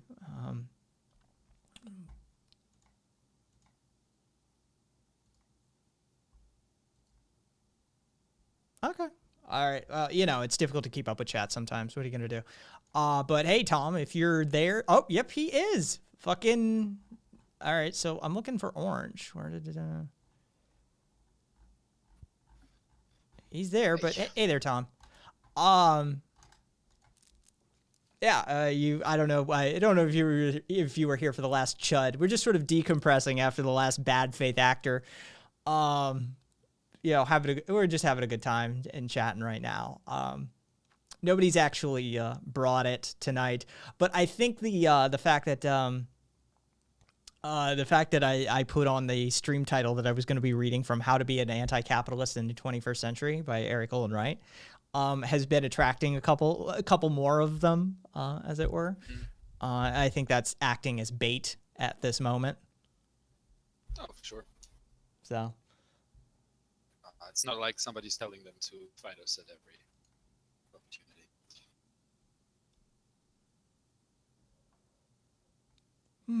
Cambridge study finds millennials are less satisfied with democracy than at any other time in the past century. Who would have guessed? Zealot. Zealot's gonna go cry now.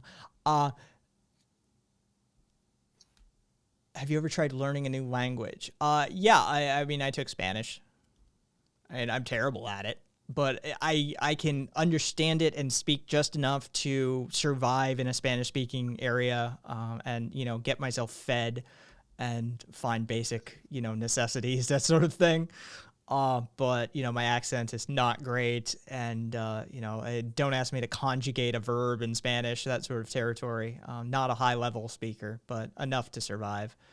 Razzlebach, welcome. Do you think American politics are set up intentionally to divide people, distract them? I think most politics are. I think that that's just a fundamental technique of ruling a people. So anywhere you find a class division, you're going to find those tactics employed and weaponized to a huge degree. So, you know, of course, yes. But also not just here. That's common all across the world. You know, it's China does it, the UK does it, Australia does it, we do it, Germany does it, you know, South Africa does it, India does it. That's just that's a technique for ruling over human beings.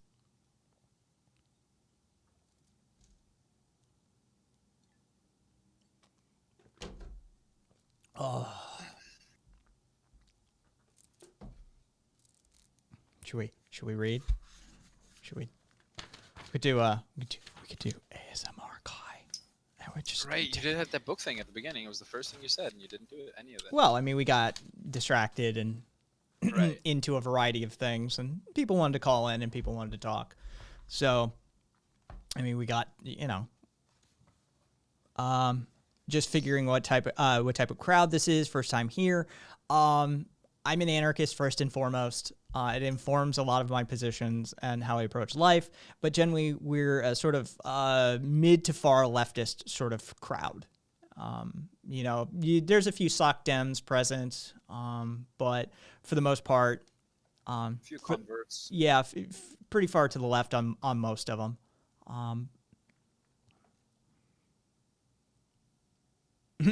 Timmy, American politics is akin to throwing a fake ball while playing fetch with a dog while the ball was behind your back the whole time. I don't know. Yeah, that's, again, not just America, but still solid point. They do that to you too, Timmy. Do it to everybody. Like I said, Yeah. this is just ruling people 101 territory. It's sort of, you know, the intro to being a dickhead, you know, classist. Do I believe in climate change? I hate that question. I hate that question that anybody even has to ask that question. That's ridiculous that question has to be asked. Do I believe in climate change? One, all right, it's a loaded question. You're wanting to know if I believe in anthropomorphic climate change. Are human beings having impact on it?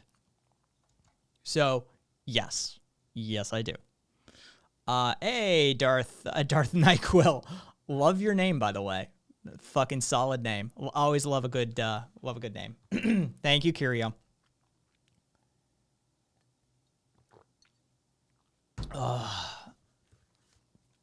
Yeah, Oh, my teeth. Darth saying, as a Canadian, I found watching American politics from the outside perspective super interesting. I've best heard it described being a Canadian as living above a meth lab. That sort of having an apartment above a meth lab. Definitely, the example I've heard that's probably the most apt at this point in time.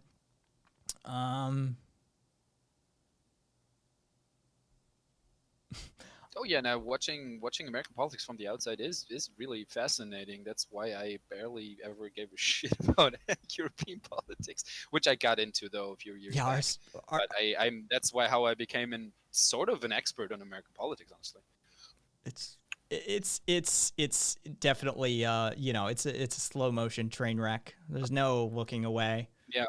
And I always from the start thought like I saw the connection. I saw that it's not that much different here or other places in the world. In the United States, everything's just turned up to 11 or like bajillion thousands. Oh, whatever. Sony, Canadian maple syrup is inferior to Vermont maple syrup. Fight me. Vermonter by birth. Sorry. You can have the hockey thing though. I don't care. Milk in bags. I know, right? So weird. So you can get that here too. Usually not though. Yeah, scientific consensus. Of course, there's a scientific consensus. Just right. Jesus Christ. This guy and his Vermont maple syrup. It's superior. Hang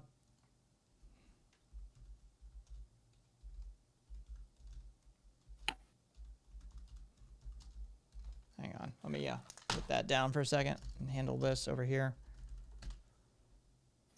From the people I know, the only one here who are not a British colony, bro, as you put it, Darth Nyquil, it's Timmy and I currently. Oh, and Curio, if you're going to try it, try one of the darker grades. Don't get that fucking grade A. Get a grade B, that sort of stuff. Like, get the really dark maple syrup. It's where the majority of the flavor is. Oh, you poor thing, Timmy. The only maple syrup he's ever had was on Aunt Jemima. Ugh, God. Okay, so the reason that most people will say that Canadian maple syrup is inferior to Vermont maple syrup isn't because of small batch artisanal maple syrup. It's that Canada actually homogenizes a large portion of their maple syrup into this sort of corporate cluster of maple syrup producers. And so you get this sort of uniform homogenized taste, whereas, you get more artisanal, you get to taste a terroir. To use a French term for it. So there is a smaller batch sort of a market that comes out of Vermont than there is typically coming out of Canada. Now, that's not to say you can't get small batch artisanal, small farm, small producer syrup in Canada, and it's equally as good. But when you're talking about the gross amount of commercial product coming out of Canada versus Vermont, the Vermont maple syrup is usually better because it isn't turned into that homogenized product. And so there is real, economics and reason. Is there a thing as watering down syrup? Yeah, you just don't cook it as much. It's 100-to-1 conversion roughly. You take 100 gallons of sap and you boil it down till it's 1 gallon of syrup, and that's how you end up with maple syrup. Gonna go fancy syrup tasting like they do wine tasting. They have them. And it's definitely a thing. Kentucky syrup. What is that? Codeine. You can buy codeine over the counter in a bunch of places. Like the UK, I'm pretty sure has codeine over the counter. Yeah, we don't have that. We never had. Well, maybe we did, but that was 20 years ago. Yeah. Looks like you can still do codeine over the counter in the UK. It looks like they were talking about banning it there for a little bit, but you can still do it. Yes, I did those as well, Darth. I did those as well. We had the fucking Sugar Shack field trips in elementary school and shit like that. Zealot, oh yeah, we banned that in Australia 2 years ago. You can get 4 ounces twice a year over the counter in Kentucky. Interesting. Good to know. Tom saying this makes me want pancakes. Yeah. Let's see. What do we got? Spoopy, what do anarchists believe? That's a big question. You're asking me to be, you're asking me to be the representative for a river of consciousness. I like to say that anarchism is a river and there's many streams and tributaries that feed into it. So it depends who you're talking to at that time. If you want to I can give you my pitch, which is, it's the same thing I say to everybody when they first ask, is a collapsing down of hierarchical power structures into a heterarchy and a philosophical challenging of power and authority. This is sort of your core of anarchist belief. Now, there's all sorts of strains and versions and schools of thought. You could be, Stirnerist, you could be Bakunin, you could follow Kropotkin, you could follow a modernist like Bellemare. There's a whole host of schools and thoughts and philosophies, and there's anarcho-primitivism, anarcho-individualism, anarcho-nihilism, it's basically like asking, what do humans believe in? It's a big school of thought, but generally speaking, it is about a collapsing down of hierarchical power structures and a philosophical challenging of authority. That'll get you to the heart and core of it for the most part.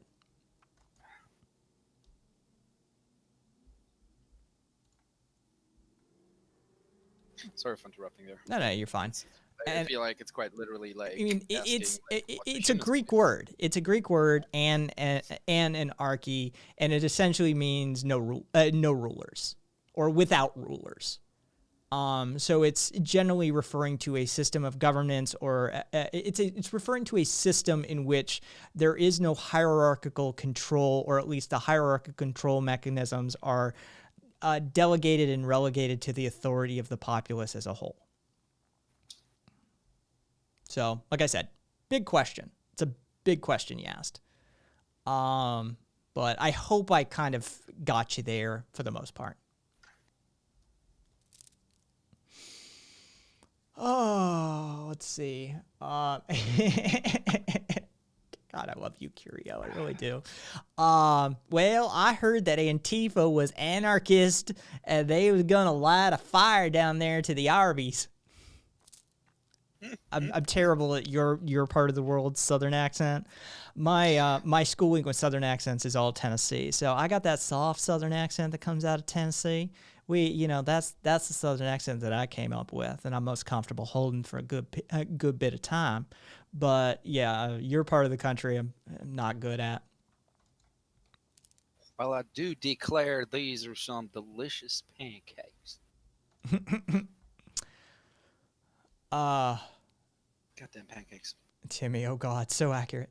As a kid, I wanted to talk like Doc Holliday from Tombstone. That's Doc Holliday. Okay, so he's usually portrayed as a Texas accent in film, but I don't think he was, right? He was Georgia. He would have been a Georgian accent. Georgia. Yeah. But generally speaking, you hear a hard Texas accent usually when he's portrayed in media. I want to be tired. I'm not even really tired yet. I want to go to bed, but I'm not tired. It sucks. It's 5:38 Georgia. Georgia. Yeah, and shout out to Curio in chat. Everybody follow. Who we got here? We got Tom. Let's see. Tom's probably still in chat. Let's do a shout out for Tom as well. Just go into it. Yeah. Let's see who else we got that's a creator. And feel free to do your own shout outs. If you've got a fight, feel free to self promote. I don't mind. Yeah. Fucking it's how networks and communities are built, folks. Let's see what we got at landing. All right, cool.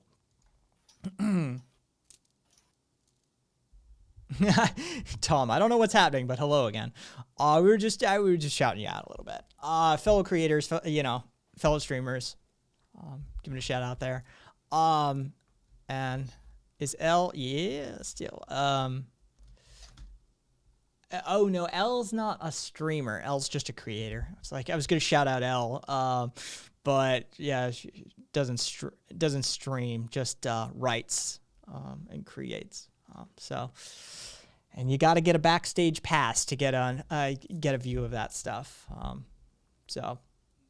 Oh well. One of these days, L will fucking publish, and we'll all get to look at the hopefully the magnum opus. Let's raid SJW stream after this. Let me check something here. Stream. Oh, sweet. We're at 3 hours. That puts me at 8:40. That's a solid time. What does L write? L writes philosophy.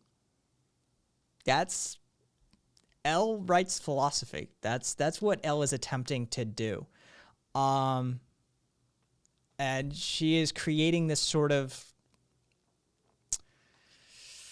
I had her describe it on air one night, but it's sort of unifying theory of ideology. And, it's a hell of a creation. It's still being created, but it's a hell of a creation. The fact that it exists, I love it. But yeah, L is a philosopher. She prefers to be described as just a writer, but I describe her as a philosopher as well. Because most definitely when you're trying to create a unifying theory of ideology, you have entered into the arena of philosophers. So, by all means. Zealot saying I can shout myself out. Hi, okay, hi, I'm Zealot. I'm anti-capitalism, creationism, conservatism, and I was in the 2007 Dance Dance champion of, and I was the 2007 Dance Dance champion of Australia. I have no socials I wish to share. I'm just flexing. Mad props, man. Mad props. So what we're gonna do then, I think, is SJ still going? Oh yeah. Okay. Because I know I think he started before me. No, he started well after me. I'm sorry. He started at 7:45. At Taco. Can I suggest my boy Political Perspective? He's good. He streams American Leftist News earlier on weekdays. Is he okay? So, hang on. Let me just check something here.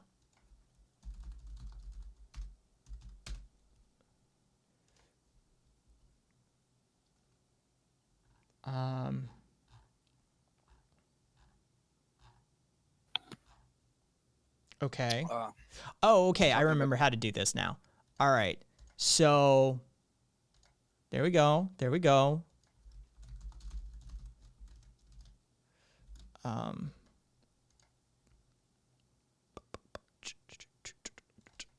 Okay.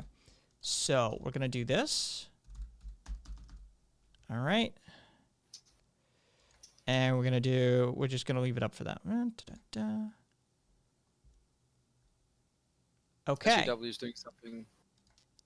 Doing a saucy video right now. It's like a dude. All right. So the poll is up. Feel free to answer. When we do the raid, that's who it'll go to. Feel free to pick. That I will abide by the poll results.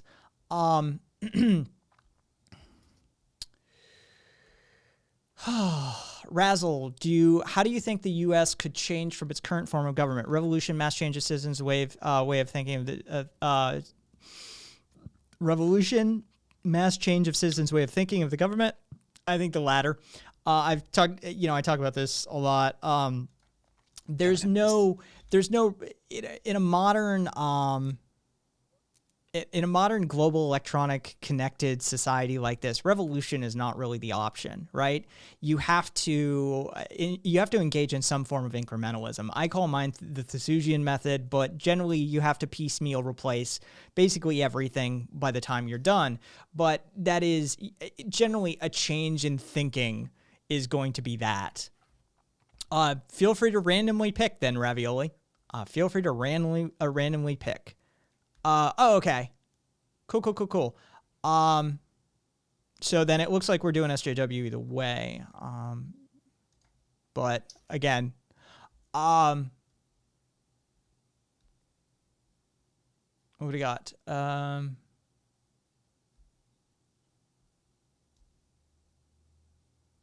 Cool. Skills of our times, doing the Lord's work. All right. And Taco, remind me about let's shout out Political Perspective as well. And remind me if he's ever on air or anything like that, you know, when I'm ending, be sure to tell me and we'll fucking raid. That sort of thing. Hey, thank you for the follow, Razzle. This has been a fairly productive stream, I have to say. I didn't get around to what I was planning on doing, but nighttime shows have... It's sort of a coin flip as to... Hey, thank you for the follow, Ravioli. So maybe I'll get around to reading How to Be an Anti-Capitalist in the 21st Century tomorrow. And, you know, maybe we'll make a little mini series out of it somewhat, or, you know, stretch it across a few. I don't think Eric would mind me reading his book on fucking stream. So, you know, we'll get to that one of these times. Okay, cool. And if anybody isn't a member and they want to follow and they want to be a part of the behind the scenes discussions, there's the Discord link in chat. And so you can join up there. Let me pull up my stream manager. Cool. Oh yeah, for sure. All right. Everybody who's been here, I'm gonna call it at a 3-hour stream tonight. I think I think I'm good with that. It's been, you know, we've averaged about 20 viewers. You know, we're down to 18 right now, but we've been averaging about 20 the entire fucking time, which I'm perfectly happy with. Chat has been manageable. We've had productive conversations and only a few chuds roll through. So yeah, I'm quite content with this stream. The YouTube archive link is on the channel page. I'll be exporting this over to YouTube after you know, when I'm done. But everybody, give my man SJW a follow when we raid over there. It's been 1 week since you. Oh Jesus Christ, me try. So we're gonna go raid SJW. He's a leftist political streamer out of Michigan here in the U.S. He's a really good fucking guy. He's held down the fort for me before. He's, you know, Socialist Rogan. Yeah, he's sort of a leftist Joe Rogan. A lot of people say he sounds like Joe Rogan. He just sounds like he does. Sorry, he does. And you know, I've entrusted my stream with him before. He's a solid stand-up dude. So we're gonna go raid him. As always, my name's Kai. Catch all of my stuff at kaisthings.com, KAIS things.com. And I hope you guys are as well as you can be. Till next time. And we're going to raid him in about 7 seconds. Buenas noches. Catch y'all guys later. Nah, stay in here, guys. We're gonna go to SJW. Yeah. I mean, that's the thing. Try and get that number as high. All right, so 13 are ready to raid. Yeah. Stay here, guys. Stay here. Yeah, we dropped. It's amazing the numbers that drop when you raid. And we're raiding. Nice. And I'm going to jump over to SJW so I can see him. No, Project Douglas. Welcome. Thanks for the raid. Appreciate it. Welcome, peoples. welcome. Is. Hello. Holy shit. Thank you, Kai. Welcome. I'm in the middle of raging out on Lord of Patriarchy. If you don't know who this guy is, I apologize for exposing you to him because he's gonna be an interesting fellow. Appreciate the follow, Curio. Okay, one more time now for the newcomers. Seeing as there was nobody here. history class would know who Frederick Douglass is. So why would somebody Ah, who's trying to free spread it do that? He streams to nobody all the time, and I just wouldn't do it. I know. Chicago, only something like 30% of its residents can I read respect it. at an adult level. Remember, kids, education is not valued in black households. Because as a representative of all black people in America, I can tell you from personal experience that we will shoot our children with Glocks